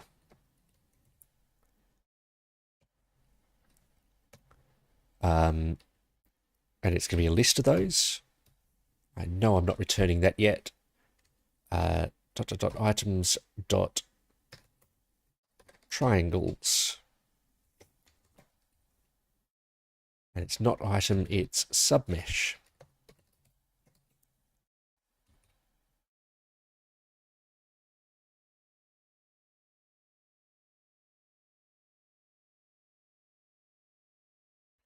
I think it's unhappy that I'm being explicit about these types. I'm not sure what that is about. Submesh is submesh. Ugh. Oh, that.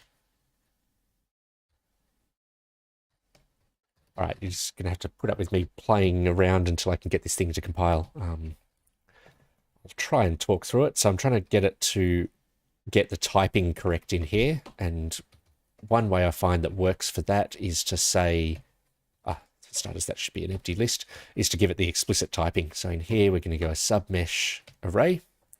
So initial value is an array of submeshes. We pass that in here.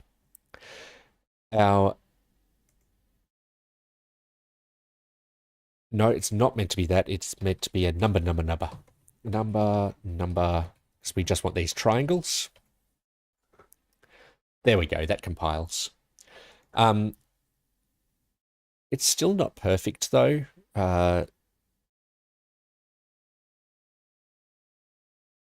Let's rename this to triangles, because I am going to want to pass some information from the mesh back into the graph builder. Things like the material is something I'm obviously going to need. So what I will actually do is put this as an object.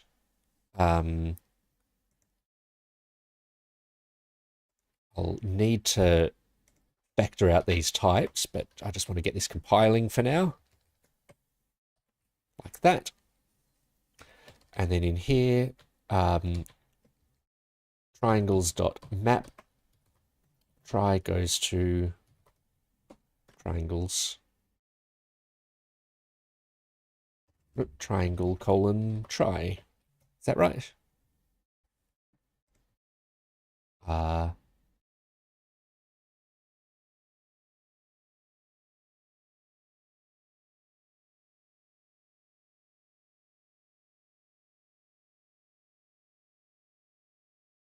Oops, that needs to be a bracket and a bracket. Excellent. So what this does is it goes through each of the submeshes in the mesh. So that's each of the materials.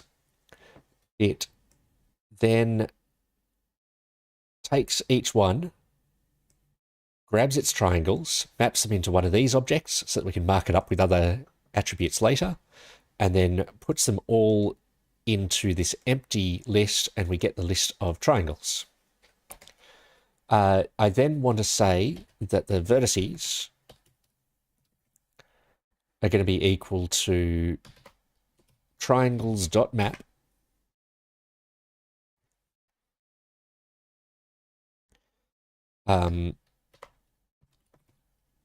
try goes to return a new vertex. And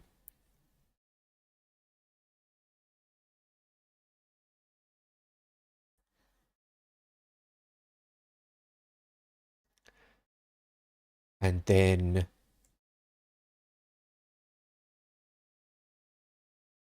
we could pass it a coordinate. Problem is, I don't know the coordinate it came from. That's not true. I could say that the center is going to be equal to I need to get the center of the triangle out. And that is going to be equal to the mesh.vertices.index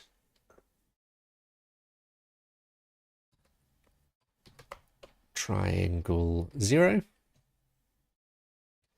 I just want to sum up the coordinates. So I can probably do this with a map and go try.triangle.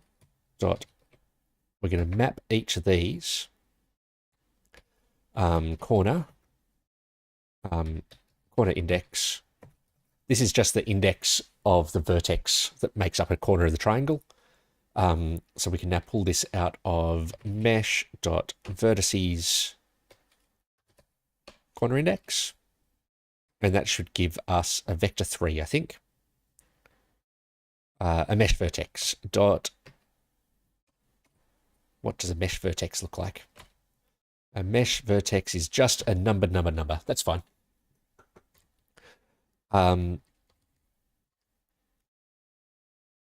what I can do in here is I can have a const convert mesh vertex to vector 3. Is going to take a mesh vertex and it's going to return a vector 3. Return a new vector 3. This is going to be so inefficient. I'm not too concerned. Mesh vertex 0, mesh vertex 1. Just constructing objects all over the place here. So for each corner of the triangle, we are going to convert it to a vector 3.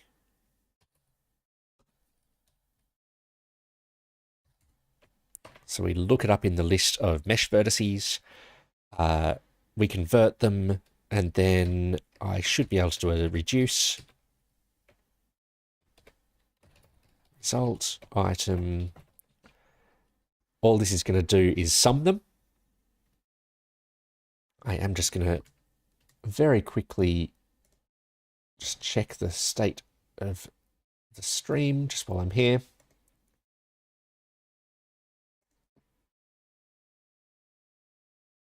Excellent. Okay.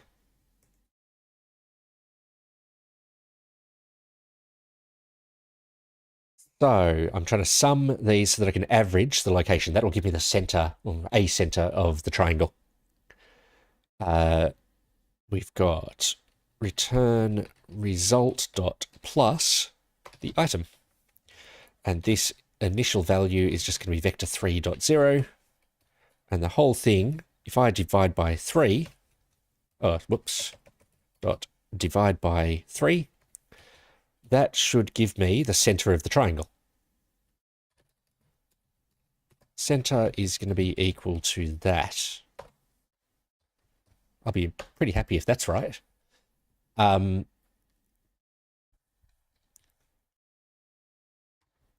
now I create a new vertex using a coordinate from vector center. Okay. I believe that that will give me, it'll be a few hundred. At the moment, it'll be about 1,000 vertices per chunk.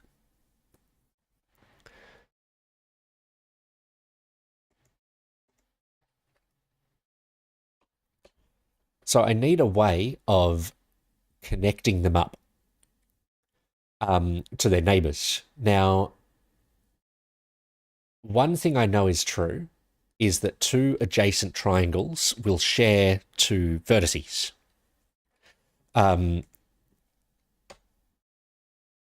So I could come up with an index of the vertices. The problem is when you're trying to access an index by a pair of numbers in JavaScript, you need to make sure that the order of those two coordinates is defined because you can't index on complex objects. So I am going to have a two-level index. Is by min index, then max index. That'll make sense in a moment. Const vertex index is going to be an empty object, but it is of type min index, which is a number. That needs a square bracket around it to tell it that that's the index. And that is going to map to another object. That is going to be the max index, which is a number. And that itself is then going to map to a vertex. Okay, so with this index, if I call into it with the minimum index followed by the maximum index, we can actually pull out a vertex that already uses that.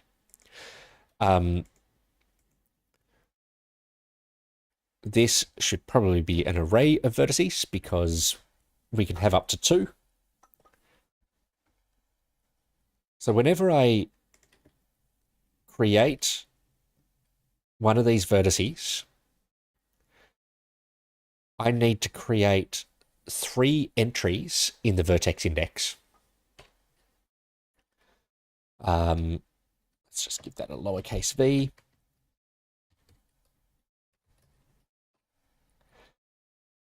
So vertex index, let's sort these in order. Let's go mesh. No, I need the triangles, try.triangle dot. Can I just sort that?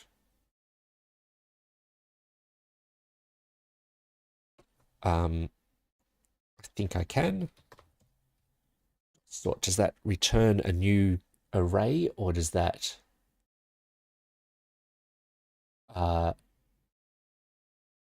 It's an in place, which we do not want.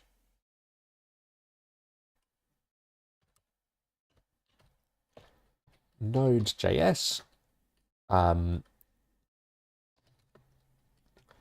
Sort array not in place. Is there a simple way? Oh yeah, fair enough. That's easy.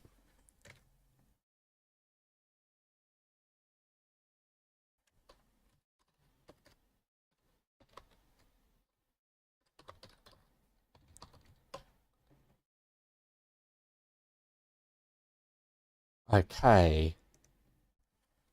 So we just go for try.triangle dot sort. So this is sorted indices.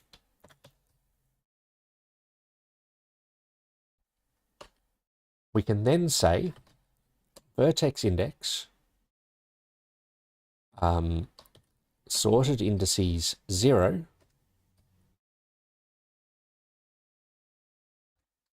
sorted indices 1. We know that 0 is the smallest of the indices. We know this is the next biggest. And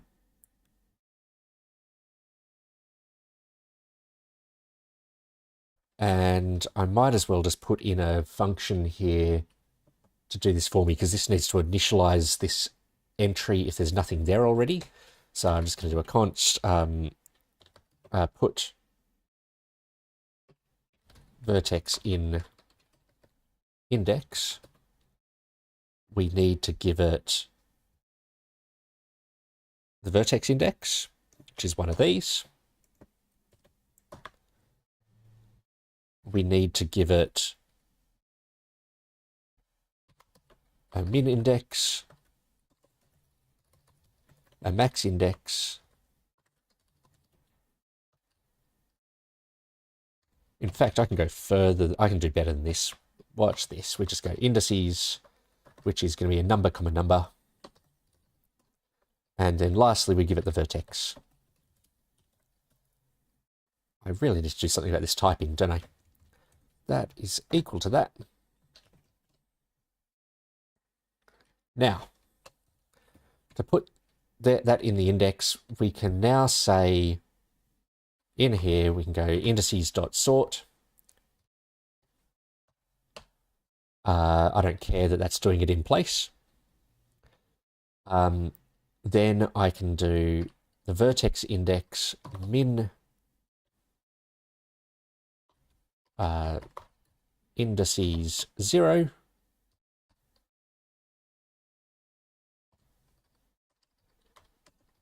Indices 1.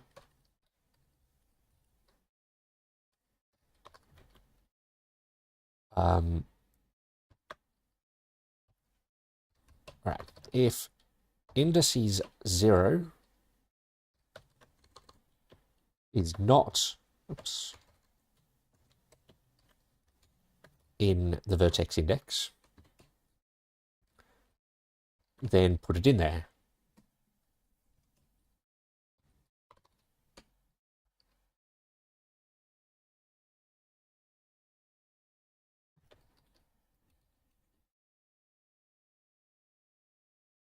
Okay, and then I'm going to do a const min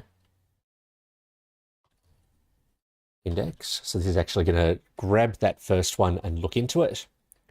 Is going to be equal to vertex index indices 0. And then I repeat. We just go if indices 1 is not in the min index, then put it in there. I'm sure there's a better way of doing this. In index indices 1 is, this time it needs to be a list. And then lastly, I just go min index. Oops. So this is just initializing the empty items within this array, within this index. And now I need to place this vertex in there. So min index indices 1 dot push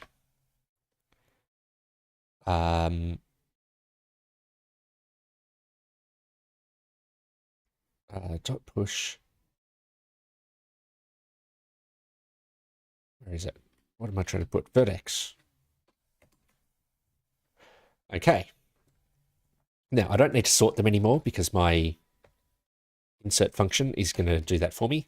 So I put vertex in index. We give it our vertex index. We give it a pair of indices. So in this case, it's going to be try.triangle 0 and try.triangle 1. Hopefully this will all make lots more sense once it comes together. And hopefully this isn't wasted effort. Hopefully I don't suddenly realize I'm being an idiot and have an easier way of doing this. So here we're about to put a vertex in there. So const vertex is going to be equal to that, and then return the vertex. And in here, we put that in. We're going to put it in 3 times, but with all 3 combinations of its corners. Okay. So each time we create a vertex, we throw it into an index so that later on we can find it using its 2 corners.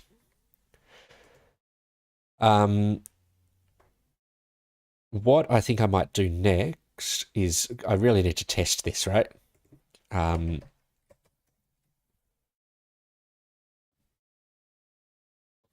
So if I ask it to build the graph, here's our direct line chunks.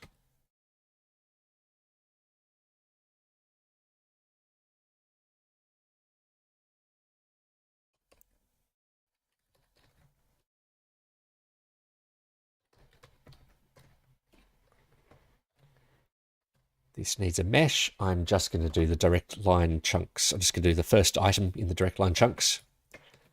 No, that's not right. Oh, I can just do a get mesh on that. Get mesh. This code is going to need a lot of cleanup. Now, if I break here, what am I expecting to see? I've got about 200 voxels in a chunk, 6 triangles per voxel. So I'm expecting about 1,000, bit over 1,000 vertices, and even more entries than that in my index. Oh, I can't see the index anymore, can I? So let's just see that something sensible is coming out of this. Run that.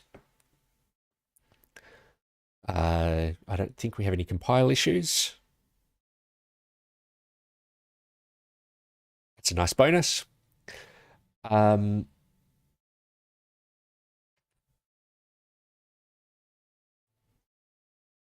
Then, can I just call the pathing endpoint? I probably can. Path. We don't pass these anymore. It should be, origin is going to be X, comma, Y, comma, Z. And the destination is going to be X, Y, and Z. It doesn't really matter what we pass through as long as it triggers an actual search. It didn't like that because neighbors don't exist on chunk coordinates. Is that right? Chunk coordinate. Neighbors, apparently spelt the Australian way.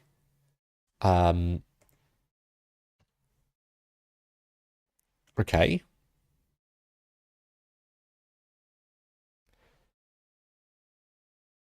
Trying to get neighbors from something that's undefined. Okay. Chunks controller 137. Doesn't sound right. Oh, there's a path controller. Chunks controller, line 137.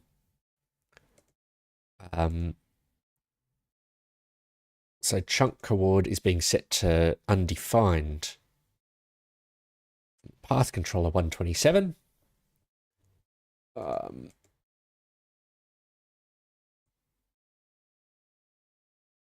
Okay, so direct line chunks is undefined. Let's just see what state things are in. We come in here, direct line chunks is empty. Oh, okay, I think I know what's going on here. Our origin and destination are the same chunk. So I think I just need to start my path off containing the origin.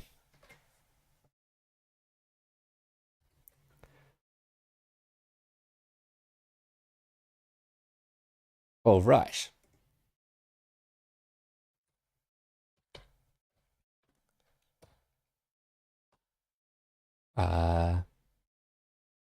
Something's not happy. Just restart this.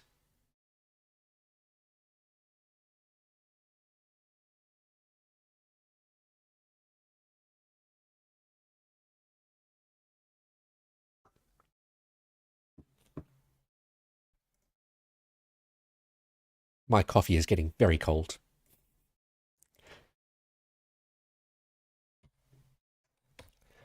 Run.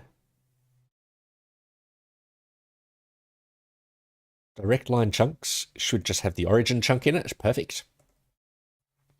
We ask it to build the graph. Oh, that actually did something. My graph contains 1,300 vertices. Is that divisible by 6? 1302 divided by 6 is divisible by 6. Perfect.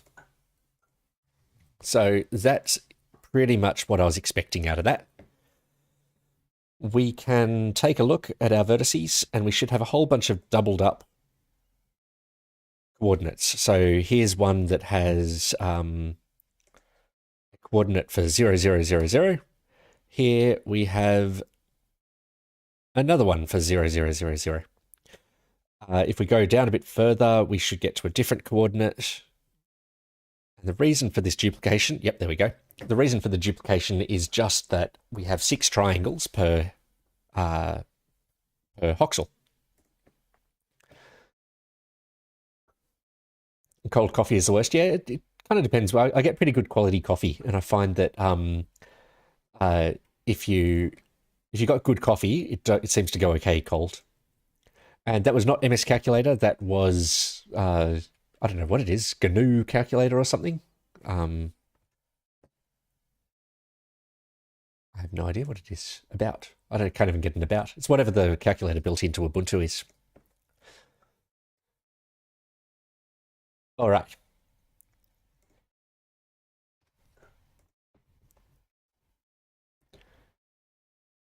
So next I need to build the edges. And this is going to be a little bit trickier. At least we know we need to build exactly 3 edges or consider building 3 edges per vertex. On the ones that are on the edge obviously won't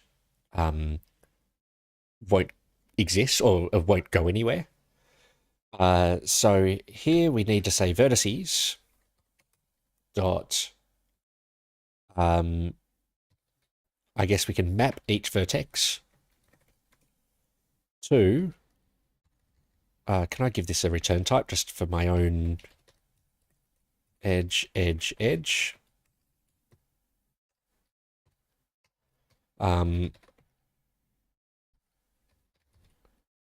Is that only complaining about the return type? Cannot find name vertex. I think that needs to be... Oh, that is a vertex. Vertex. And it is just complaining I'm not returning that. Excellent. Just like to document return types when I can. Yep, cheap knockoff of MS Calculator, correct.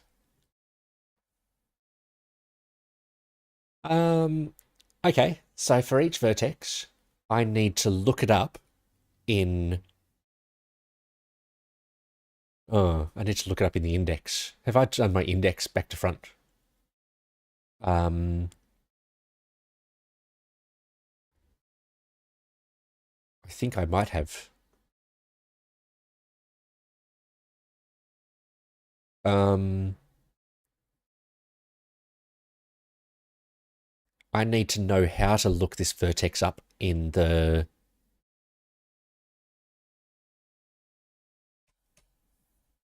index, so I need to know its corners. That's unfortunate. Private corners is going to be number.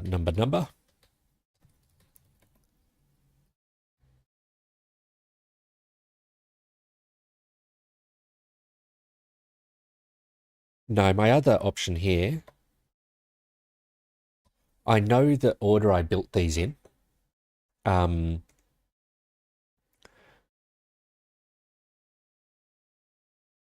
actually want to enumerate the triangles, not the vertices. Yeah, that's correct.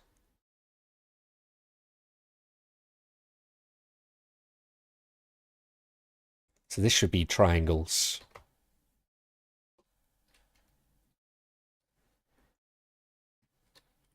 And I think this is the corners, which is a number.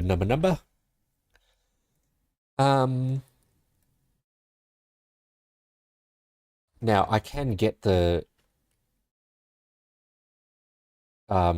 vertex by also pulling out the index. In fact, let's turn this around. Sorry, I will do vertices.map vertex, comma I.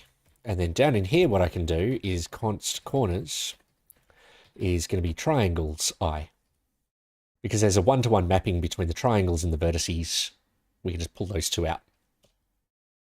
Easy. So next I need to find the precisely 3 vertices that exist in the index, or up to 3 vertices, I guess it is. So const v1 is going to be equal to, I'm going to define a function called get vertex from index, passing at the vertex index, and a pair of indices. So we're going to go corners, 1. 1, 2, that looks right. So let's define that. Get... Oh, why is that not typing for me? Let's just get it to create a function up at the global level. Okay, we've got a global index. That sounds good. That is going to be indices, vertex index. This is going to be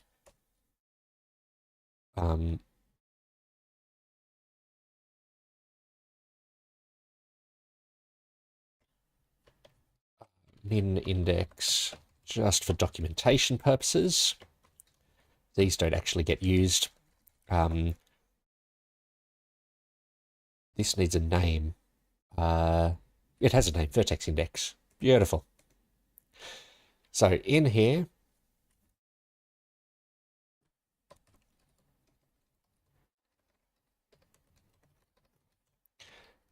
I can say indices.sort, and then return. We're going to do vertex index question mark dot indices 0 question mark dot indices 1, and that should pull out a vertex. As any type. That's a fair complaint. This needs to be a vertex or undefined. This is complaining This actually returns the vertices from the index. Even better. That should be one of those.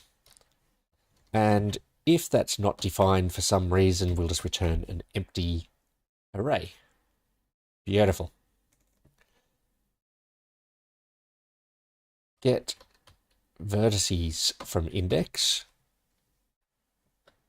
passing it that corner. Oh, it implicitly has an any type. Expression of type 0. Yes.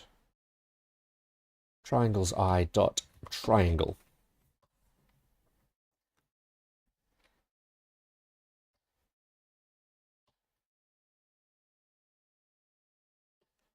Okay. So now we can construct up to 2 edges here. I'm going to create an empty array called edges. I don't think I do need those. So for each vertex, something doesn't feel right here. Oh, no, this is correct. When we get V1, this returns a list of vertices. I actually want to filter out anywhere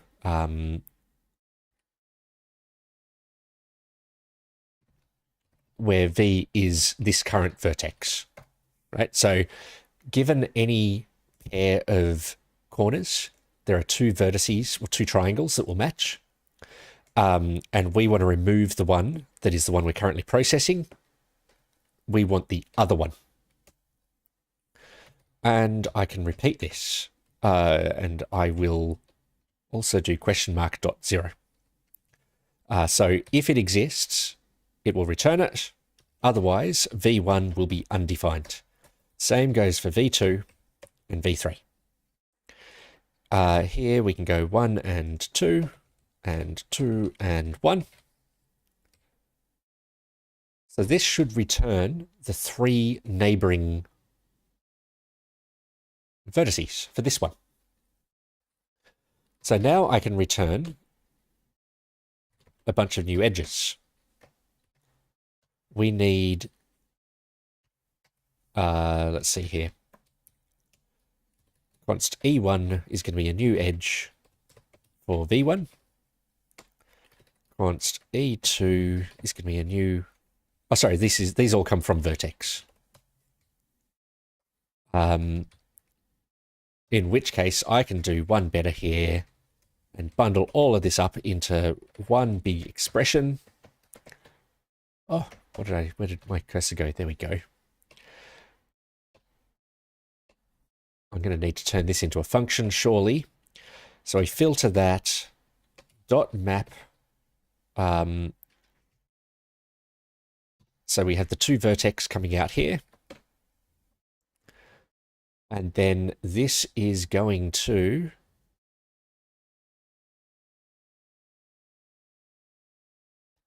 crazy mathing going on again. There's not a huge amount of maths here yet. This is really, I guess, geometry. Yeah, and it's a little bit unfair because I do have this clear in my head, and I'm not doing a very good job of describing what these things are, especially when I've got overloaded terms like vertex. Sometimes vertex is the corner of these triangles, and sometimes it represents the vertex in the search algorithm, which is the triangle itself. So it's unfortunate that I've got overloaded terminology in here. It's not helping with people understanding what's going on. Map to vertex.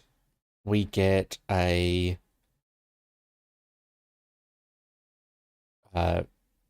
const edge is going to be a new edge from vertex. This is the vertex that we're processing up in here. We then want to say that the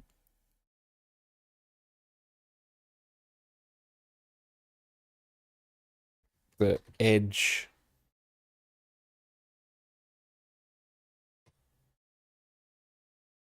I don't think this is quite right. Sorry. I've defined it so that each vertex always has 3 outgoing edges, just they might not have a destination defined. If I do this using filters and maps, there are cases where this code won't run, which is when we're on the edge of a chunk. And that would cause an edge to not get generated. Let's just see where this goes. I think I can say that 2 is going to be equal to vertex is the 2 vertex. The portal is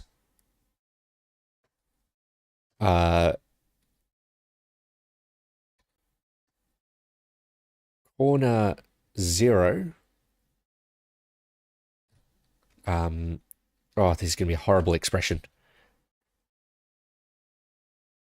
Triangles corners 0 dot triangle. No. Nope. Mesh. Do I have a mesh? Dot vertices corners 0. So I'm trying to define the line that you're going to cross through on the mesh whenever you pass through this edge. And we also have a mesh dot vertices corners 1.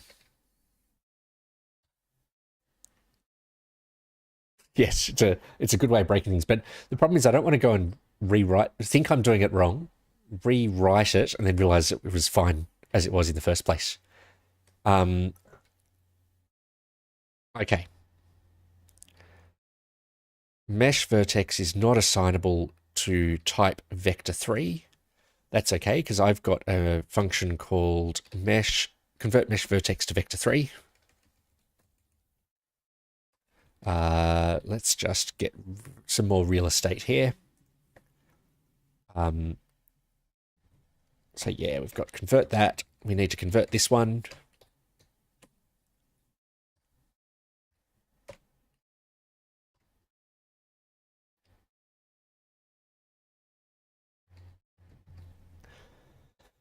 Okay. So this whole expression here will return either 0 or 1 edge. The issue I have, I know it'll never return 2 edges. The reason I know that is because the code can only ever put 2 in. I won't go into detail there, but I'm very confident that this will never return 2 items. Oops, put that back to where it was. Now, when I do this map, I should be able to ask for that first item. That needs to be a question mark, because we may not have any. Now, if that's not defined, then I actually want to return a new edge vertex. Now, this will create an empty edge coming from this vertex, but not going anywhere.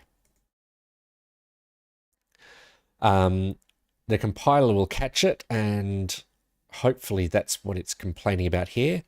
An expression of type void cannot be tested for truthiness. That's because I am not returning anything. If I do a return edge, excellent. Okay. So I think that this will always return an edge.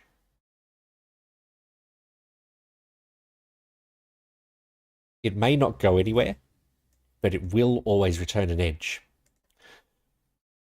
To test that, what I'll do is I'll just comment these 2 out. This will have to go out into a function or something. Might just do it as an anonymous inline function. But what I want to do here is go const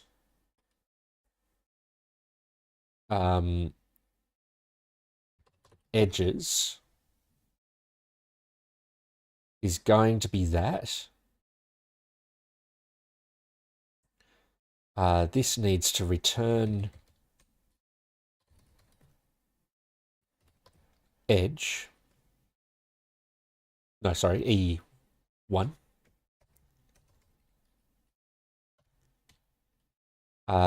The whole lot then needs to get reduced because this will be returning a whole bunch of arrays of single edges. Previous comma item goes to, and I'm just going to do this inline. It is just dot dot dot prev dot dot dot item, and then we start with that. Previous should not be an edge times 3. Previous should be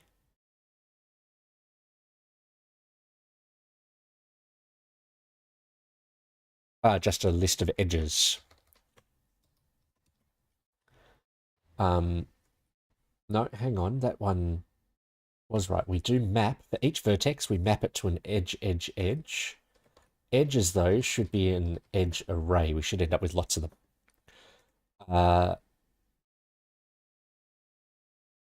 E1 is meant to be currently just that. Oh, that's not good. What have I done there? I've put my reduce in the wrong spot, haven't I?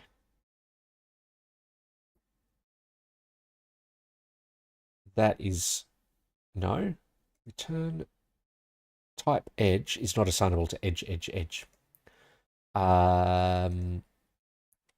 Yep. All right. Let's just do new edge, vertex, new edge, vertex.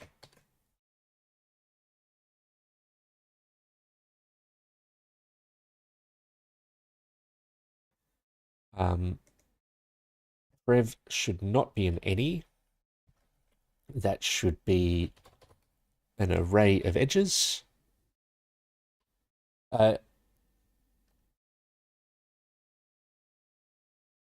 Sorry, if men could, I'm not quite sure what you mean by what is a new edge. New edge in this case is just an edge that comes from this vertex but doesn't go anywhere. And the reason I've done this is because I'm just trying to make sure that these edges that I'm trying to do make sense, because I'm about to have to factor this code so that it calls this 3 times. Not sure if that answers your question.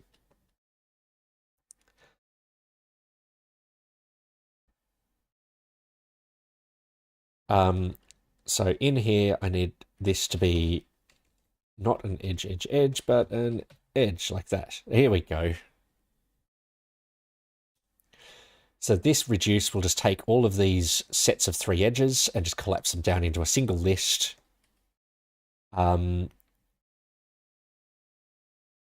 so for each vertex, we should now have, in general, an edge coming out and 2 of the null edges.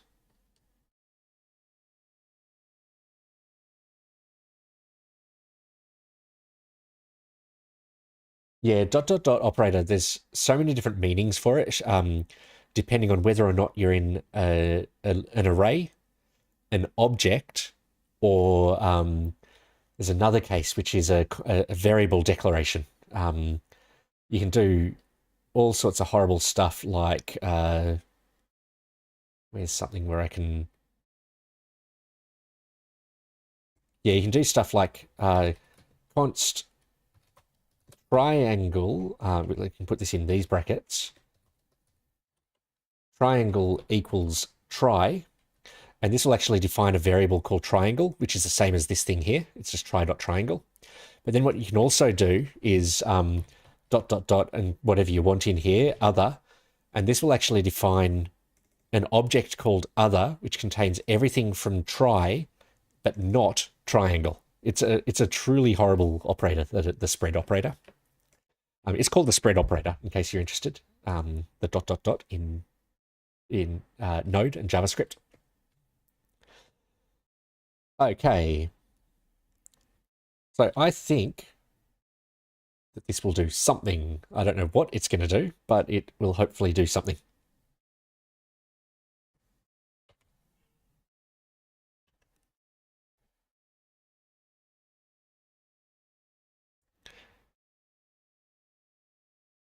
Oh, this is by far my longest stream. Hopefully I'll get to a good point soon because I am going to need food at some point. Okay, we run that. We got a path back, which isn't quite what I was expecting. Oh, I mean, it's just running the old code, I guess, isn't it? Get a breakpoint in there, do that. What are we about to return? What I care about is this edges here. Edges contains 3 times as many edges as vertices. Good. And if we go to the start, we have, as expected, we have a from and a to, but then the next item just has a from. This to goes to, so what are we coming from? We're coming from 0, 0, 0, 0. Then hopefully we go to something that only modifies one of these, one of these coordinates by 1. We're going to, that doesn't look right. Oh, it could be right. That this could be an edge running between 2 triangles that are within the same voxel. Okay. If I then come down to the next edge, I'll just eyeball a couple of these until I see one running between the origin and an adjacent voxel. It's not that one. From the origin to there. I can only have up to 6 of these. Just expand these ones. All right, let's come down to about here. We are coming from... I'm a bit concerned that I'm not seeing any passing between adjacent.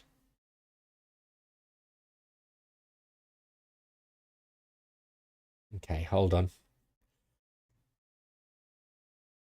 We've got from on here, from 0, 0 to 0, 0. I very much am not liking this. We've looked at that one. How many edges, I guess, would I expect to go between voxel 0, 0 and 0, 0? There will be 6 of them because there are 6 triangles. And there will be an edge passing between each of those. It seems an awfully big coincidence that they are all coming up in here.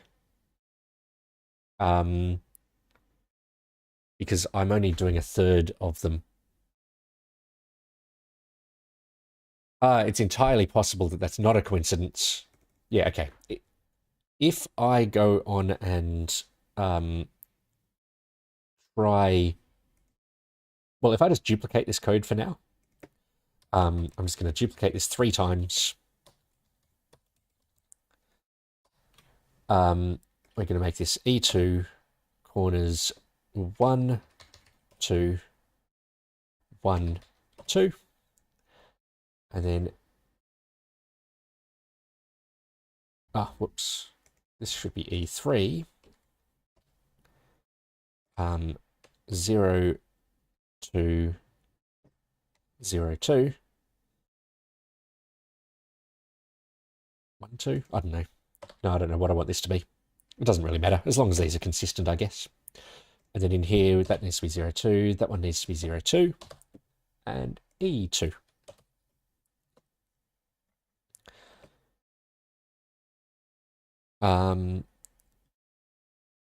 Then we don't have an E1 anymore. Oh, what have I done? I must have not copied and pasted as many times as I thought. So let's put E1 back in, which should be 0, 1, 0, 1. Then down in here, I should be able to return E1, E2, and E3.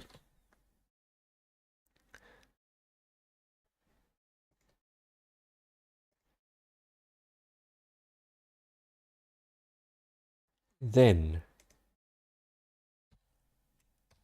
hit this up, and hopefully we get some slightly more interesting results this time. Good interesting, not bad interesting. From 0, 0 to 0, 0. That's fair enough. Now what about this one? From 0, 0 and 2, fingers crossed, still 0, 0. Am I actually linking these up to the correct to vertex? Ah, this is meant to be not equal to. These edges were all actually going from the vertex back to the vertex itself, which is a bit silly. Let's try this. All right, catch you around, Ifman. Thank you very much for joining. I'll be streaming again same time tomorrow, and I think unless I have something else come up.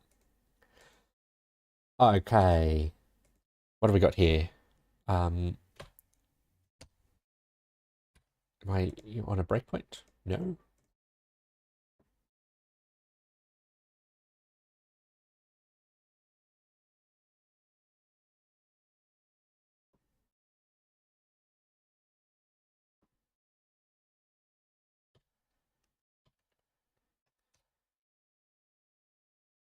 Oh, I just hadn't actually run this command. That would do it. All right, what does edges have in it? We come from 0, 0 to 0, 0. That's fine. 0, 0 to. Hopefully we get at least one that's not 0, 0 though. But if we come down to edge 7, from 0, 0 to... I am getting awfully suspicious that this is not right.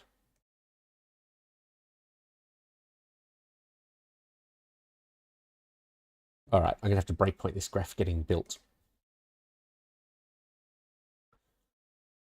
Come in here.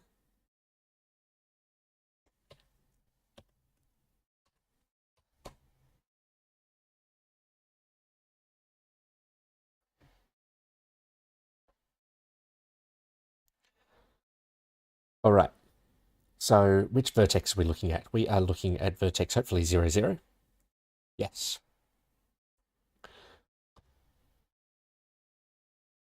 We come in here.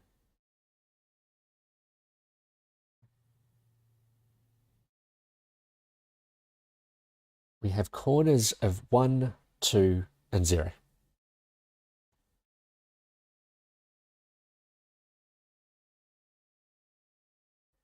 Well, okay, here's a question then.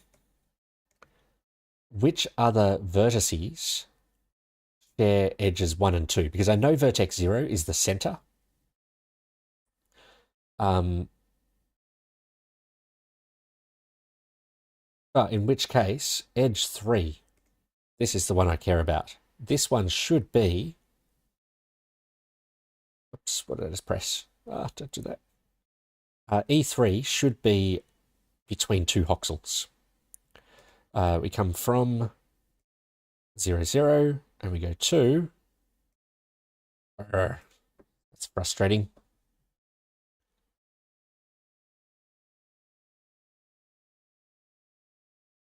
Oh, I only fixed the bug in one place. Oh, right.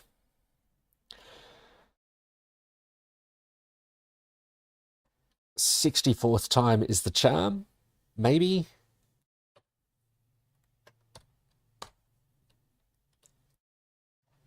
We come in here. I'm going to breakpoint here because for any given triangle, exactly one of its edges should be in a different voxel.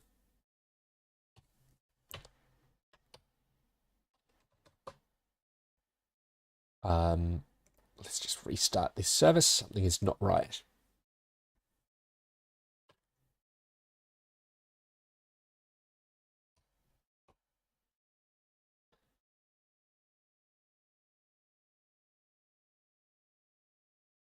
I'm a little surprised that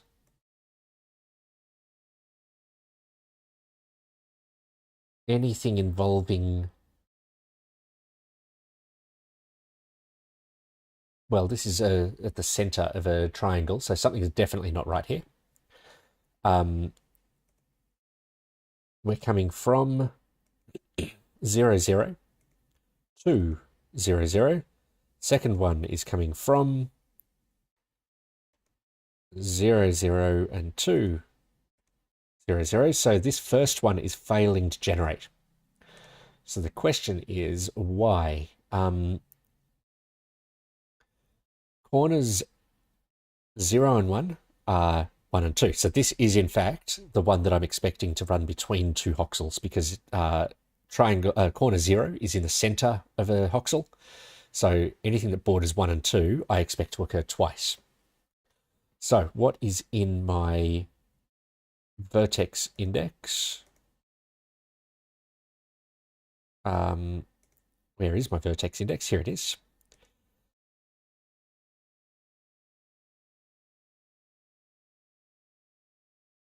So item 1, 2, we only have a single vertex.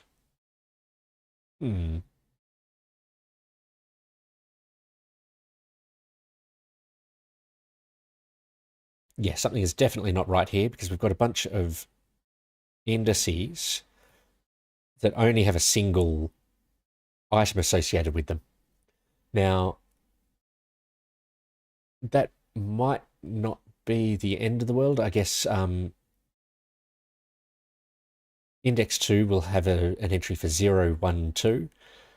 2, 3, 1 won't occur in here. That'll be under 1, 2. Yeah, I'm not sure how many entries I'm expecting there. But the question is, where did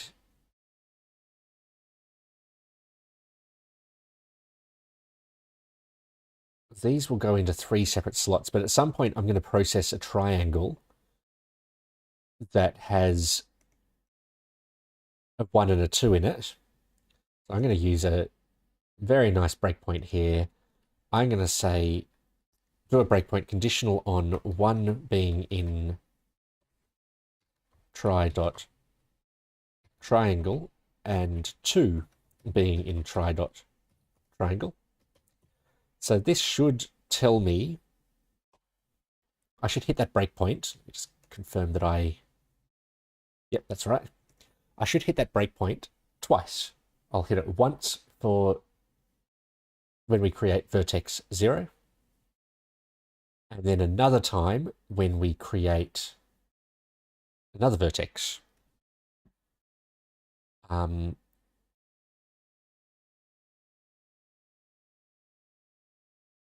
mean, unless it's my center code that's broken, it could just be returning. Yeah, no, I'll stick to the plan.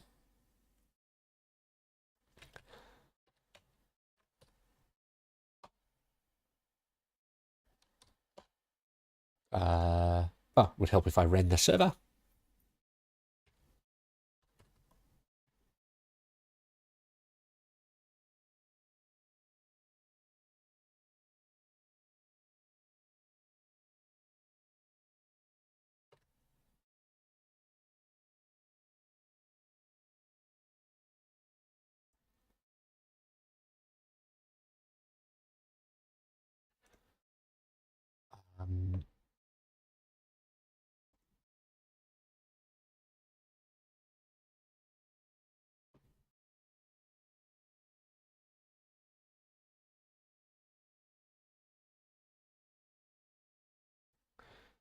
What do we have here?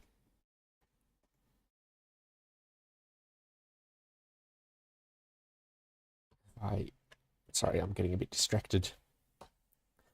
Okay.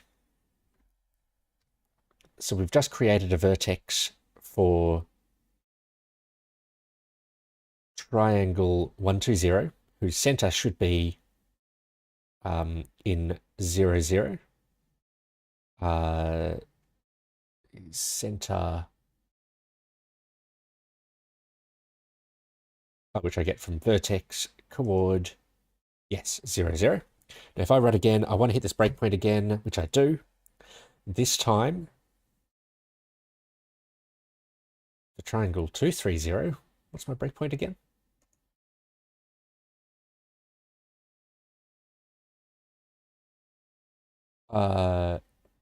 All right, this is not correct. I think I want object.values of that. And 2 in object.values of that. Still not going to be right, is it? Try.triangles dot index of 1 greater than or equal to 0, and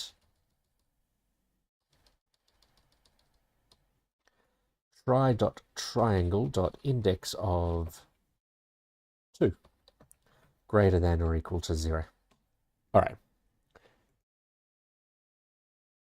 Let's see how that goes.